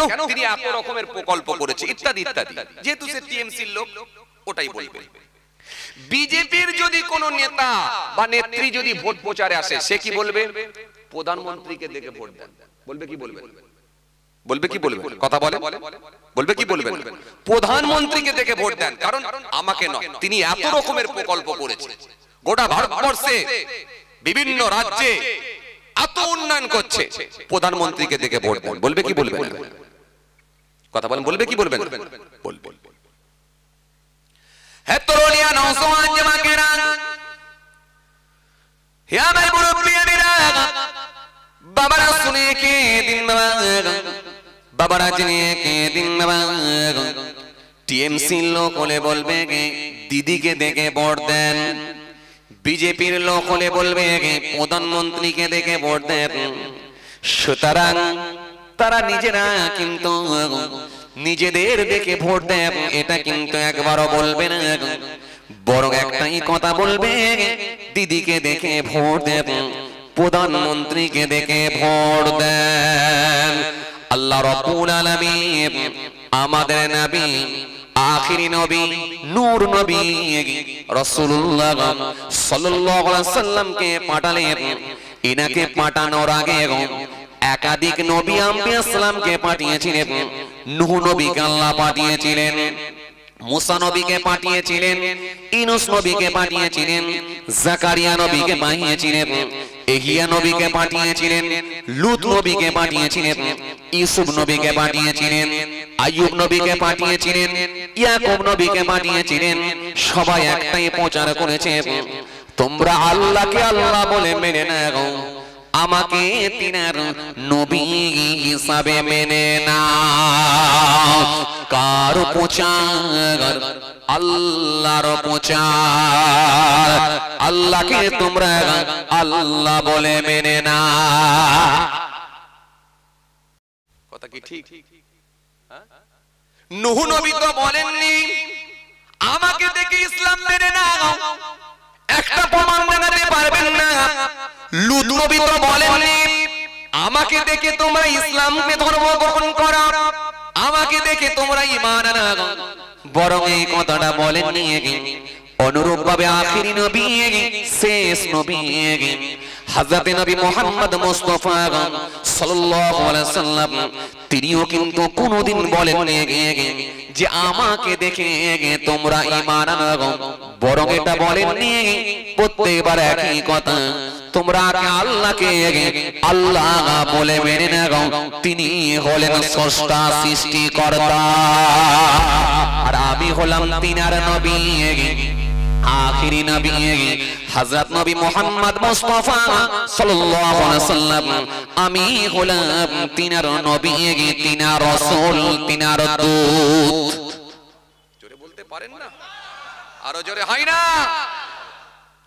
তাহলে একটা জায়গাও কিন্তু আমার নবী বললেন না আমাকে দেখে ঈমান আনো, এটা বললেন না, বরং তিনি আল্লাহর কথা বললেন, আল্লাহকে তোমরা আল্লাহ বলে মেনে নাও, লা ইলাহা ইল্লাল্লাহ মুহাম্মাদুর রাসূলুল্লাহ সাল্লাল্লাহু আলাইহি ওয়াসাল্লাম।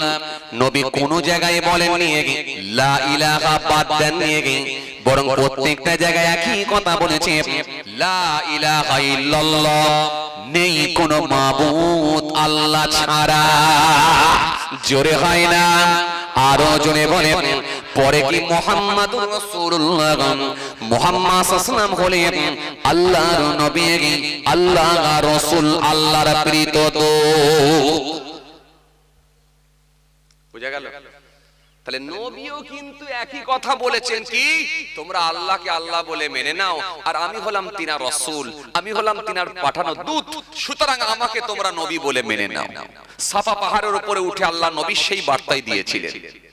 আল্লাহ নবী সেই প্রচার প্রসারটাই করেছিলেন আল্লাহর কথা, কারণ তিনি আল্লাহর পাঠানো প্রতিনিধি। প্রতিনিধি কোনোদিন নিজেকে দেখে ভোট দাও এটা বলবে না, প্রতিনিধি কোনোদিন বলবে না আমাকে দেখে ঈমান আনো এটা বলবে না, কারণ তিনি এসেছেন আল্লাহর পাঠানো। সুতরাং আল্লাহর পাঠানো, আল্লাহর মনোনীত নবী, তিনি একটাই কথা বলবেন, তোমরা আল্লাহকে আল্লাহ বলে মানো। তিনি হলেন স্রষ্টা, তিনি হলেন সৃষ্টিকর্তা, তিনি হলেন প্রভু। সেই স্রষ্টাকে তোমরা আল্লাহ বলে মেনে নাও, আল্লাহকে আল্লাহ বলে মেনে নাও, আর আমি হলাম তিনার রাসূল, আমাকে তোমরা নবী বলে মেনে নাও। জোরে বলবেন না? কথা ক্লিয়ার? কথা ক্লিয়ার? কারণ কোন জায়গায় আপনি দেখাতে পারবেন না। এইবারে আসেন, যুক্তি কখনো কাটবে না যদি আপনি দলিল দিতে পারেন। উক্তি যখন দিতে পারবেন তখন আপনার যুক্তি খাটবে না। এবারে আসেন, আল্লাহ কি বলেছে কোরআনের মধ্যে একবার দেখি। আল্লাহ কোরআনের মধ্যে স্পষ্ট ঘোষণা দিলেন, ইয়া আইয়ুহাল্লাযীনা আমানু, হে ঈমানদারগণ, আমিনু বিল্লাহ, তোমরা আল্লাহর উপর ঈমান আনো। জোরে হবে না? আরো জোরে হয় না? এ কি আমার মুখের কথা মনে করছেন? আপনি কোরআন শরীফ খোলেন এক্ষুনি পেয়ে যাবেন। তাহলে কার উপরে ঈমান? জোরে বলো। আল্লাহর উপরে। আগে আল্লাহর উপরে ঈমান কে বললেন? আল্লাহ নিজে। যখন আপনি কোরআনের দলিল সরাসরি ভাবে মানতে পারবেন তখন কোন হাদিসও পর্যন্ত কোরআনের দলিলের কাছে খাটবে না। যদি আপনি কোরআনের দলিল পেয়ে যান তখন আপনি হাদিস দিয়েও কিন্তু বোঝাতে পারবেন না, কারণ কোরআনের দলিল হলো শ্রেষ্ঠ দলিল। ধরে নেন সাপোজ যদি আপনি হাদিস দিয়েও বোঝাতে যান, হাদিস দিয়েও বোঝাতে পারবেন না এই কথাটা যে আগে নবীর উপর ঈমান হবে তারপরে আল্লাহর উপর ঈমান, আল্লাহর উপরে আগে ঈমান আনলে সে বেঈমান হয়ে যাবে। এটা কিন্তু আপনি কখনো বোঝাতে পারবেন না। সাধারণ মানুষের মগজে যদি ঢুকে যায় তাহলে নবী আগে তারপরে আল্লাহ, তাহলে ঈমানটা কোথায় যাবে একবার বলেন? অথচ মৌলবী জুব্বা টুব্বা পরে ওয়াজ করছে আর শ্রোতাও বসে বসে শুনছে, বড় বক্তা পেয়েছি। আমি আপনাকে কি বললাম দেখেন, আবার বলছি, আমার সঙ্গে কারো রাগারাগি নেই, কারোর শত্রুতা নেই, কারোর সঙ্গে ঝগড়া নেই, কোন বক্তার সঙ্গে ঝগড়া নেই, আলহামদুলিল্লাহ। কিন্তু আমি বাঁচাতে চাইছি জাতির ঈমান। জাতির ঈমান আপনার মাথায় যদি এইটা ঢুকে যায় যে আগে নবী তারপরে আল্লাহ, নাউযুবিল্লাহ মিন যালিক, আপনার ঈমান চলে যাবে। আল্লাহ হলো স্রষ্টা, সৃষ্টিকর্তা, পরে হলো রাসূলুল্লাহ। তবে এইটা মনে রাখবেন, সমস্ত নবী আম্বিয়া সালামদের উপরে আমার নবীর সম্মান কিন্তু আল্লাহ বেশি বাড়িয়ে দিয়েছে। জোরে হবে না? আল্লাহর পরে দ্বিতীয় আসন, দ্বিতীয় স্থান, দ্বিতীয় জায়গা যদি কারোর জন্য করে দিয়ে থাকেন সেটাই হলেন আখির নবী, নবী মুস্তাফা সাল্লাল্লাহু আলাইহি ওয়াসাল্লাম। রাসূলুল্লাহর সম্মান আল্লাহর পরেই আমার নবীর জন্য আল্লাহ করে দিয়েছে। এইজন্য আরশের গায়ে আমার রাসূলুল্লাহর নাম দিয়েছেন। সমস্ত নবীর ঊর্ধ্বে আমার রাসূলুল্লাহর সম্মানকে আল্লাহ বৃদ্ধি করে দিয়েছেন। জোরে বলবেন না? আরো জোরে হয় না? আরশের গায়ে আমার নবীর নাম লিখেছেন। আমার নবী দেখে বলে, আল্লাহ আরশের মতো মুতাবাররক জায়গাতে এখানেও তুমি আমার নাম দিয়ে দিয়েছো। আমার আল্লাহ সেই সময় বলে, হাবিব শুধু আরশের মতো জায়গায় নয়, মেরা আরশ মে তেরা নাম, খতিব के खुतबे में तेरा नाम, मुहद्दिस का हादिस में तेरा नाम, मुफस्सिर के तफसीर में तेरा नाम, कुरान के हर पारे में तेरा नाम, मुकर्रर के तकरीर में तेरा नाम, मस्जिद के बीरार में तेरा नाम, यहाँ तक के मोहब्बत जहाँ होगा मेरा नाम वहाँ होगा तेरा नाम। ए আমার হাবিব, আয় আমার বন্ধু, আয় আমার দোস্ত, শোনো, পৃথিবীর জমিনে যখন আমার বান্দারা আজান দেবে আমি আল্লাহর নাম পেলেই পাশাপাশি তোমার নামও পাবে। জোরে বলবেন না? আরো জোরে বলবে না? যে আজানে আপনার নাম নাই সেই আজান আমার কাছে আসবে নাই।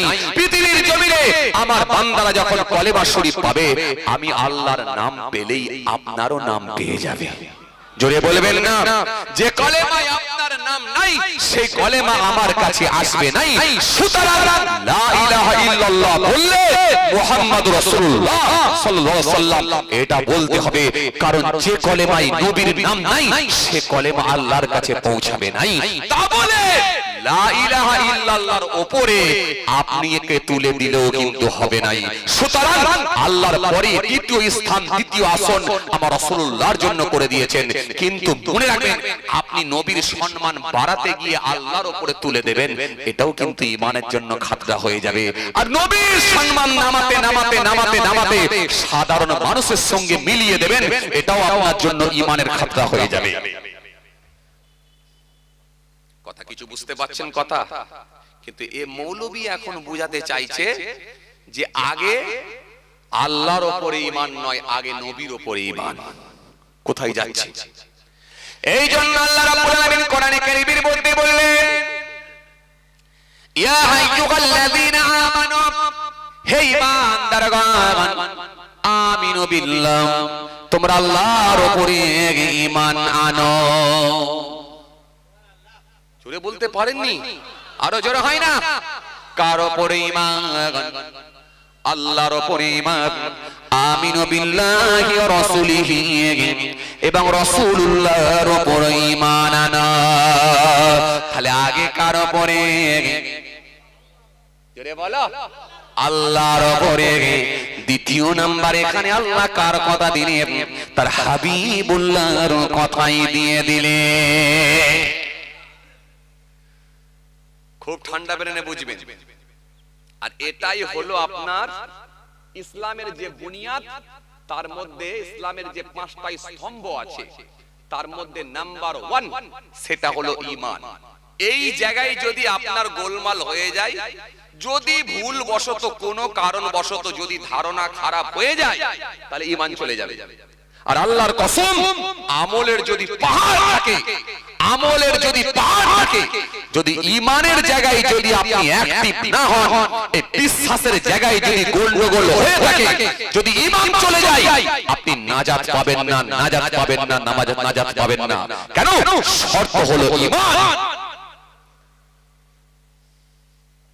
কথা কিছু বুঝতে পারছেন? আমি আপনার ঈমানের জন্য বলছি, জাতি ঈমান নষ্ট করে দেবেন না।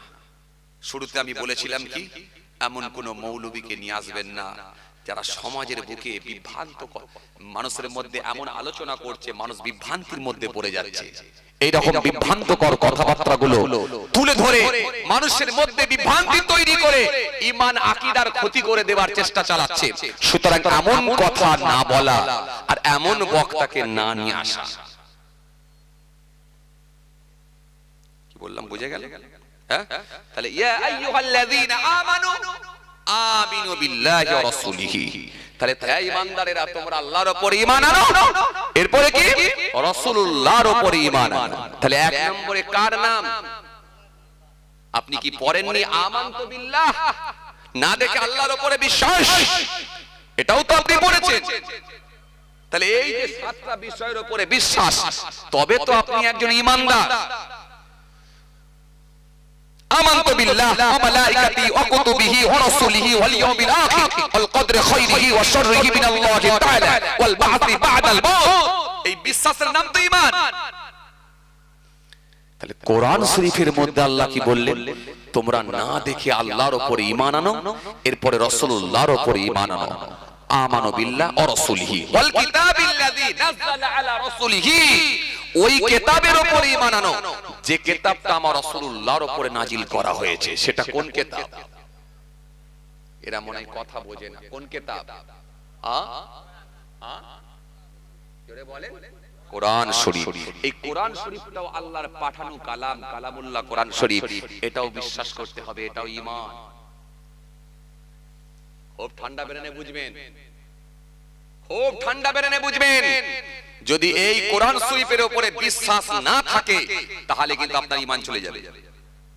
এক বক্তা, আমি কালকে ক্যাসেট শুনছিলাম, এক বক্তা বলছে আমি কিচ্ছু চিনিনি, কিচ্ছু চিনিনি, নবী হলেন আমার ঈমান, বাকি আমার কিছু লাগবে না। নাউযুবিল্লাহ মিন যালিক। এতেও কিন্তু ঈমান চলে যাবে, চলে যাবে। নবী আপনার জন্য ঈমান, এটা একদম ঠিক। কিন্তু আল্লাহ যেগুলোর যে জিনিসগুলোর উপরে যে বিষয়গুলোর উপরে বিশ্বাস রাখার কথা আল্লাহ বিশ্বাস স্থাপন করার কথা বলা হয়েছে, বিশ্বাস করার কথা আল্লাহ নির্দেশ করেছেন, সেগুলোর প্রতি আপনাকে বিশ্বাস করতে হবে, এটা আল্লাহর নির্দেশ। রাসূলুল্লাহ আপনার উপর ঈমান, কিন্তু কোরআন শরীফের উপর আপনাকে বিশ্বাস রাখতে হবে, এটা আল্লাহরই পাঠানো কালাম, কালামুল্লাহ কোরআন শরীফ। এর উপরে বিশ্বাস না থাকলে আপনার ঈমান চলে যাবে। ইয়া আইয়ুহাল্লাযীনা আমানু আমিনু বিল্লাহি ওয়া রাসূলিহি ওয়াল কিতাবিল্লাযী নাযালা আলা রাসূলিহি ওয়াল কিতাবিল্লাযী আনজালা মিন ক্বাব। ওই কিতাবগুলোর উপরে ঈমান আনো যে কিতাবগুলো পূর্বের মানুষগুলোর কাছে পাঠানো হয়েছিল। সেগুলো কোন কিতাব?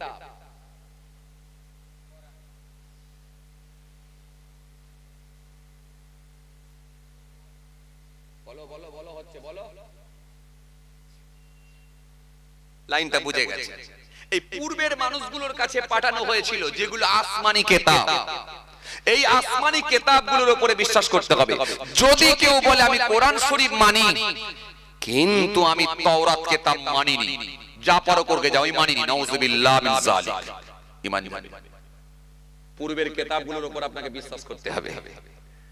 ওয়াল কিতাবিল্লাযী নাযালা আলা রাসূলিহি ওয়াল কিতাবিল্লাযী আনজালা মিন ক্বাব ওয়া মান ইয়াকফুর বিল্লাহ।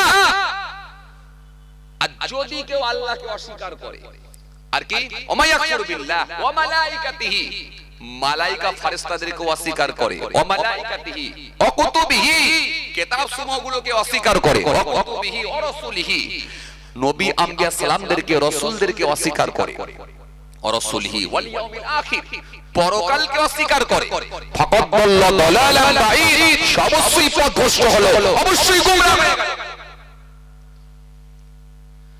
কথা কিছু বুঝতে পারছেন? এখন বক্তা বেরিয়েছে, খুব বুঝবেন, খুব বুঝবেন। আপনারা সাধারণ মানুষ, আপনারা বুঝতে পারবেন না। কিয়াম নিয়ে এখন ঝামেলা চলছে, কিয়াম নিয়ে ঝামেলা চলছে। এখন কিয়াম করব কি করব না সেটা তো আলাদা কথা। আমার দাদা হুজুর পীর কেবলা রাহমাতুল্লাহ আলাইহি তিনি বলেছেন, যেখানে হয় সেখানে করো, যেখানে হয় না সেখানে করো না। কিয়াম নিয়ে কিন্তু ঝগড়া করো না, এটা মুস্তাহসান জায়েজ, করলে ভালো, সওয়াব আছে, না করলে গুনাহ নাই। ইয়া আইয়ুহাল্লাযীনা আমানু সাল্লু আলাইহি ওয়া সাল্লিমু তাসলিমা। হে ঈমানদারেরা, তোমরা দরুদ পড়ো এবং সালাম পাঠ করো, তাসলিমা, আদবের সঙ্গে। এই আদবের সঙ্গে যদি করতে হয়, আমরা একটু দাঁড়িয়ে করি তাজিমের দিকে লক্ষ্য করে। কেউ যদি বলে আমি অতটা আমি তাজিম করব না, সেটা তার ব্যক্তিগত ব্যাপার। কেউ যদি বলে আমি বসে বসে করব, সেটা তার ব্যক্তিগত ব্যাপার। কিন্তু আল্লাহ বলেন তাসলিমা, আদবের সঙ্গে।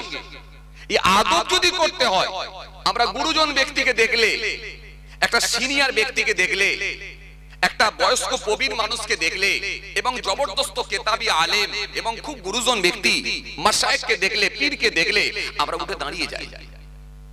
কথা বলছেন না কেন আপনারা? কথা বল, দাঁড়িয়ে যাই। একটা স্কুলের মাস্টারকেও দেখলে, একটা মাদ্রাসার উস্তাদকে দেখলে, শিক্ষককে দেখলে আমরা উঠে দাঁড়িয়ে যাই, তাজিমের দিকে লক্ষ্য করে, এটা আমার উস্তাদ, এটা আমার শিক্ষক। যদি বলেন আমি রাসূলুল্লাহ এসেছি, রাসূলুল্লাহর প্রতি সালাম পাঠাবো, সেটা যদি বলে আমি শুয়ে শুয়ে দেবো, আমি মানি না, সেটা আপনার ব্যাপার। সেটা আপনাকে নিয়ে তো আমি কোনো বিতর্কিত কথা বলতে পারবো না।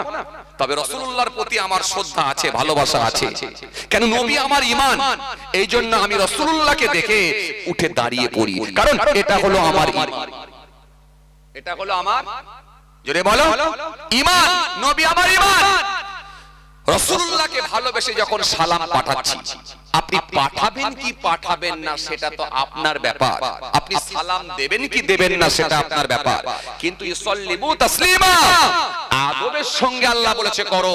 এই আদবের সঙ্গে যদি করতে হয়, আদবটা কেমন করে হবে, কেমন করে দেখাবেন, সেটা আপনার ব্যাপার। আপনি যদি মনে করেন শুয়ে শুয়ে আদব দেখানো যায়, দিতে পারেন। আপনি যদি বলেন বসে বসে আদব দেখানো যেতে পারে, দিতে পারেন। কিন্তু আমার কাছে আদব হচ্ছে আমি দাঁড়িয়ে দাঁড়িয়ে আমার রাসূলুল্লাহকে সালাম দিই। জোরে বলবেন না, আরো জোরে বলবেন না। ক্লিয়ার? ক্লিয়ার? এবার আপনাকে প্রশ্ন করব, আপনি যে বললেন হারাম, এই হারামের দলিল দেন।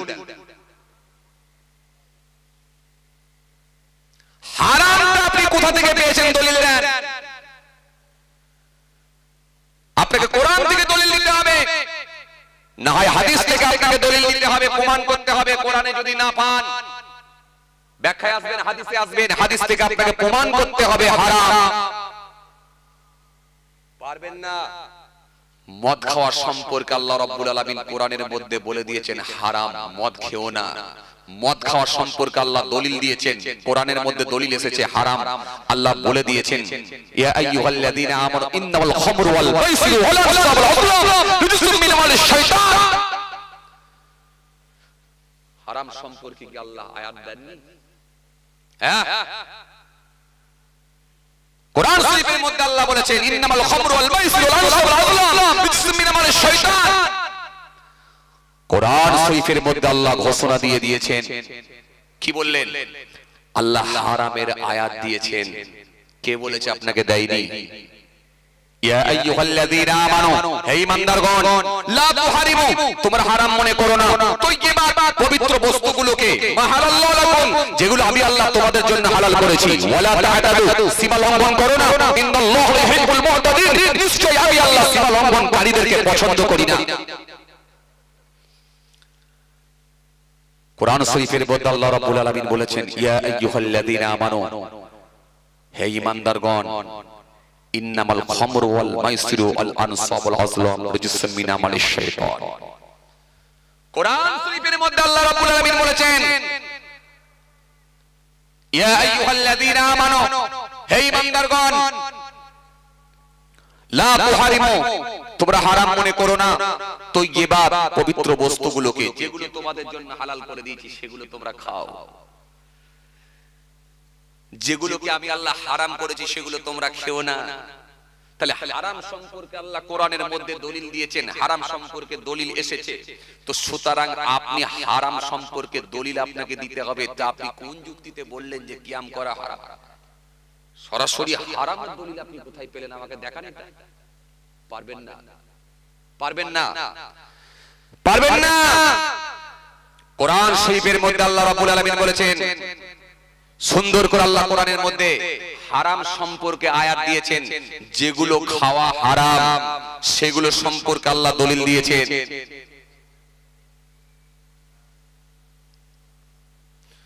তো আপনি কোথা থেকে পেলেন? সুতরাং আপনি হারাম বলবেন, এটা আপনাকেও ভাবনা চিন্তা করে বলা দরকার ছিল। এবার আপনাকে একটা কথা বলি, ভালো করে শোনেন। যদি কেউ না করে আলাদা কথা, কিন্তু যদি কেউ করে সে তাকে আপনি বারণ করার অধিকার কিন্তু ইসলাম আপনাকে দেয় না। খুব ভালো করে বুঝবেন। দাড়ি রাখা সুন্নাত, সুন্নাত আপনি করতে পারেননি, এর জন্য আপনি ব্যথিত হবেন। খুব ভালো করে বুঝবেন। আপনি রাখতে পারেননি, করতে পারেননি, এর জন্য আপনি ব্যথিত হবেন। আপনি দুঃখ প্রকাশ করবেন যে ভাই আমি পারিনি, আমি পারিনি, আমারও করা দরকার ছিল। কিন্তু আপনার পাড়ার একটা ছেলে দাড়ি রেখেছে, সে হায়দ্রাবাদে থাকে কি দিল্লিতে থাকে কি বোম্বাইয়ে থাকে, মুখে দাড়ি রেখেছে। সৌবতে মানুষ চেঞ্জ হয়, সৌবতে মানুষ চেঞ্জ হয়। সেখানকার পরিবেশে আরো 5টা ছেলের সঙ্গে মিশে পাশে একটা মসজিদে গিয়ে নামাজি হয়ে গেছে, মুখে দাড়িও রেখেছে, আলহামদুলিল্লাহ মাশাআল্লাহ, সুন্নতি লেবাস পরছে, পরে এখন গ্রামে এসেছে, পাড়ায় এসেছে। আপনি দেখে তাকে টোন কাটছেন, তাকে দেখে টোল করছেন, তাকে দেখে আপনি বেফাস মন্তব্য করছেন, কটু কথা, তাকে দেখে আপনি কি বলে, আপনি কি বলে, তাকে দেখে বেফাস কথাবার্তা বলবেন, তাকে দেখে টোল করবেন, তাকে দেখে কুরুচিকর মন্তব্য করবেন। এটা ইসলাম কিন্তু আপনাকে এই অধিকারটা দেয়নি। এই যে সুন্নত, তাকে নিয়ে আপনি কটু কথা বললেন না, বরং এই সুন্নতকে নিয়ে বললেন। খুব ভালো করে বুঝবেন। আপনি তাকে বললেন কি রে ভাই, তুইও দাড়ি রেখে মৌলভী সাহেব হয়ে গেলি, দাড়ি কেটে দে, এই বয়স থেকে দাড়ি। তো কারণ কে দাড়ি রাখতে বলেছে? কিরকম লাগছে দেখতে? খারাপ লাগছে? যুবক ছেলে, হ্যান্ডসাম চেহারা, এখন দাড়ি টাড়ি কেটে দিয়ে বেশ সুন্দর প্যান্ট শার্ট পরে ঘুরে বেড়াবি, তুই আবার মৌলভী সাহেবদের ধাঁচ নিয়ে নিলি। এই যে দাড়িকে নিয়ে আপনি বেফাস কথাবার্তা বলছেন, মানে রাসূলুল্লাহ সুন্নতকে নিয়ে বলছেন, এটা মনে রাখেন, এটা মনে রাখেন। তাকে বললেন না, বরং রাসূলুল্লাহ সুন্নতকে নিয়ে। আর সুন্নতকে যদি ইনকার করা হয়, তার কুফরির ফতোয়া এসে যাবে, তার কাফের হয়ে যাওয়ার সম্ভাবনা থাকবে, এটা মনে রাখবেন। রাসূলুল্লাহ একটা হাদিস দিয়েছেন, মানুষ সকালবেলা থাকবে মুমিন, সন্ধ্যেবেলা কুফরি করে কাফের হয়ে যাবে। সন্ধ্যেবেলা থাকবে মুমিন, সকালবেলা কুফরি করে কাফের হয়ে যাবে, নিজেরা জানবে না যে কাফের হয়ে গেছে। এমন ছোট ছোট কথা আছে যেগুলো বললে কাফের হয়ে যাওয়ার সম্ভাবনা থাকতে পারে। কুফরি কথাবার্তা বক্তা বেরিয়েছে, ওয়াজ করছে কি ফেরেশতাকে নিয়ে উল্টো পাল্টা কথা বলছে। নাউযুবিল্লাহ মিন যালিক। যে ফেরেশতার প্রতি আমাদের বিশ্বাস রাখা হলো ঈমান। আমানতু বিল্লাহ ওয়া মালাইকাতিহি, মালাইকা ফেরেশতাদের উপরে বিশ্বাস করাটা হলো আপনার ঈমান। সেই ফেরেশতাকে নিয়ে আপনি দেখবেন বাজে বাজে কথা বলছে। একটু শুনেন, নাম আমি বলবো না, বলা পছন্দ করি না, একটু শুনেন, খুব ভাবনা চিন্তা করে বুঝবেন।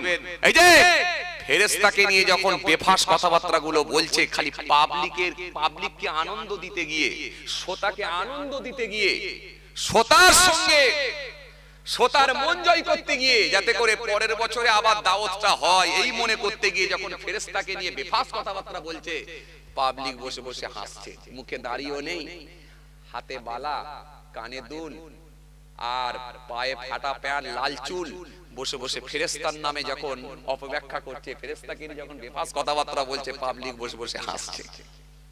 ঈমান কোথায় যাচ্ছে জানেন? কোথায় যাচ্ছে ঈমান জানেন? এই ফেরেশতাকে নিয়ে আপনি উল্টোপাল্টা মন্তব্য করতে পারবেন? পারবেন না, পারবেন না। কেন? ফেরেশতাদের কথা বলতে গেলে আপনাকে বুঝে বলতে হবে, ফেরেশতাদের উপরে বিশ্বাস করাটা আপনার ঈমান। খুব চাপ, খুব চাপ। একজন রাসূলুল্লাহ একটা হাদিস দিয়েছেন, কি বলেছেন জানেন? রাসূলুল্লাহ বলেছেন, উলামা উম্মতি কাআম্বিয়া বানি ইসরাঈল, আমার উম্মতের হাক্কানি আলেমরা হলো বনি ইসরাঈলের নবীদের ন্যায়। জোরে বলবেন না, আমার উম্মতের হাক্কানি আলেমরা হলো বনি ইসরাঈলের নবীদের ন্যায়। বনি ইসরাঈলের নবীদের সম্মান আল্লাহ যেমন দিয়েছেন, আমার উম্মতের হাক্কানি আলেমদের সম্মান আল্লাহ তেমনই দিয়েছেন। একটু জোরে বলেন না, কথা বুঝতে পারছেন? হে তরুণিয়া নওজোয়ান জামাকেরা, হে আমার মুরব্বিয়ানেরা, বাবারা শুনে কি দিন মামা, আপনাকে আমি দুটো কথা এখান থেকে বলবো। বক্তাকে যখন আপনি দাওয়াত করবেন, ওয়াইজিনকে যখন দাওয়াত করবেন, একটা ক্যাসেট নয়, দুটো ক্যাসেট নয়, অন্তত গোটা চারেক ক্যাসেট গুলো আপনি শোনেন।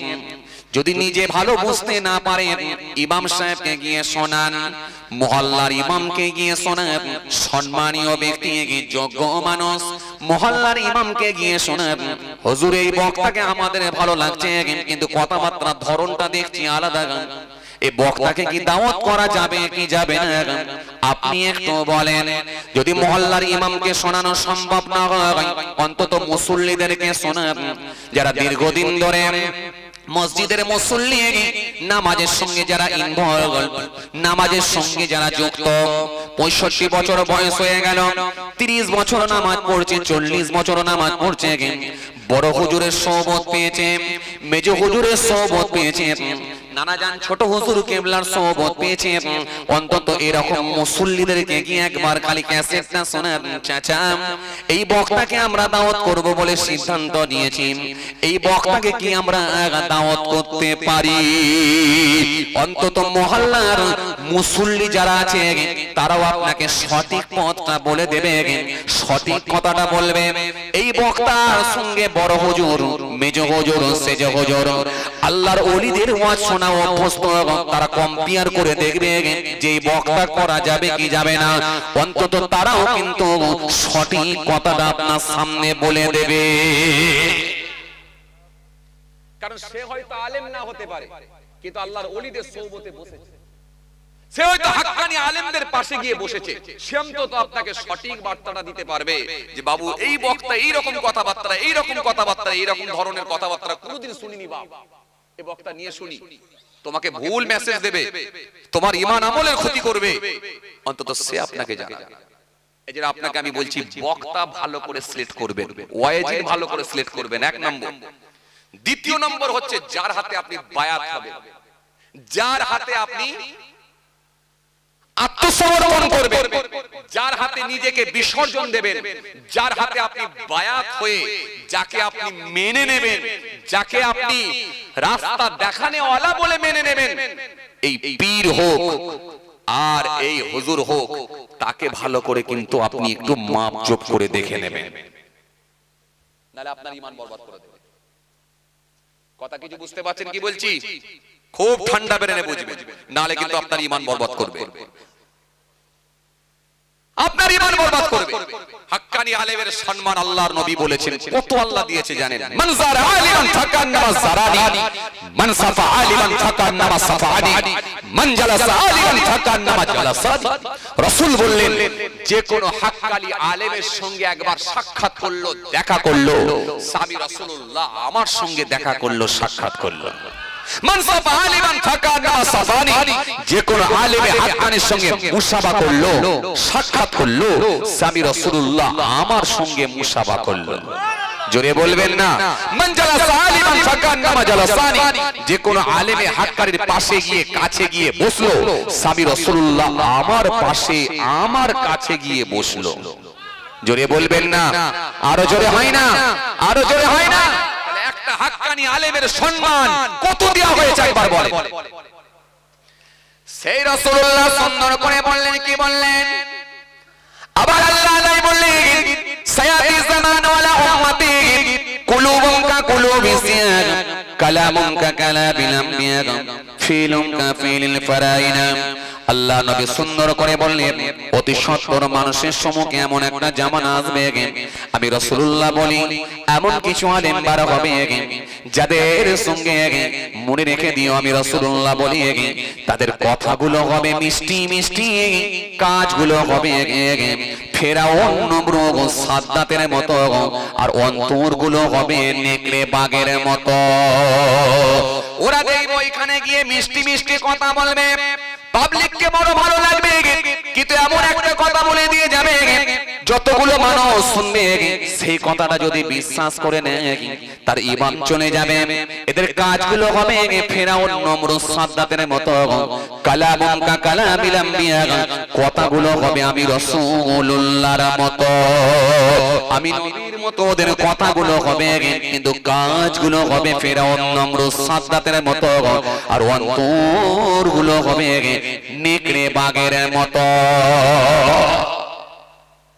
এই জন্য রাসূলুল্লাহ আবার হাদিস দিয়েছেন, আখির জামানায় এমন একটা সময় আসবে, আমি রাসূলুল্লাহ বলি আল্লাহর আকাশের নিচে জমিনের উপরে সবথেকে নিকৃষ্ট ব্যক্তি হবে একটা শ্রেণীর আলেম। এরা হবে সমাজের বুকের আলেম, সমাজের মানুষ তাকে আলেম বলে মাওলানা বলে সম্মান দেবে, কিন্তু আল্লাহর আকাশের নিচে জমিনের উপরে সবথেকে নিকৃষ্ট ব্যক্তি হবে সেই বক্তা আলেম। এই জন্য আপনাকে আমি বলবো, বক্তা নির্বাচন করুন খুব বুঝে সুঝে, আর যার হাতে আপনি বায়াত হবে হাক্কানি আলেম দেখে, এবং বাবা মারিফাতের শিক্ষা আছে, তাসাউফের মানুষ নাকি ইলমে লাদুন্নি পেয়েছেন নাকি, এইরকম দেখে বুঝে আল্লাহ ওয়ালা মানুষের হাতে হাত দিয়ে আপনি বায়াত মুরিদ হবে।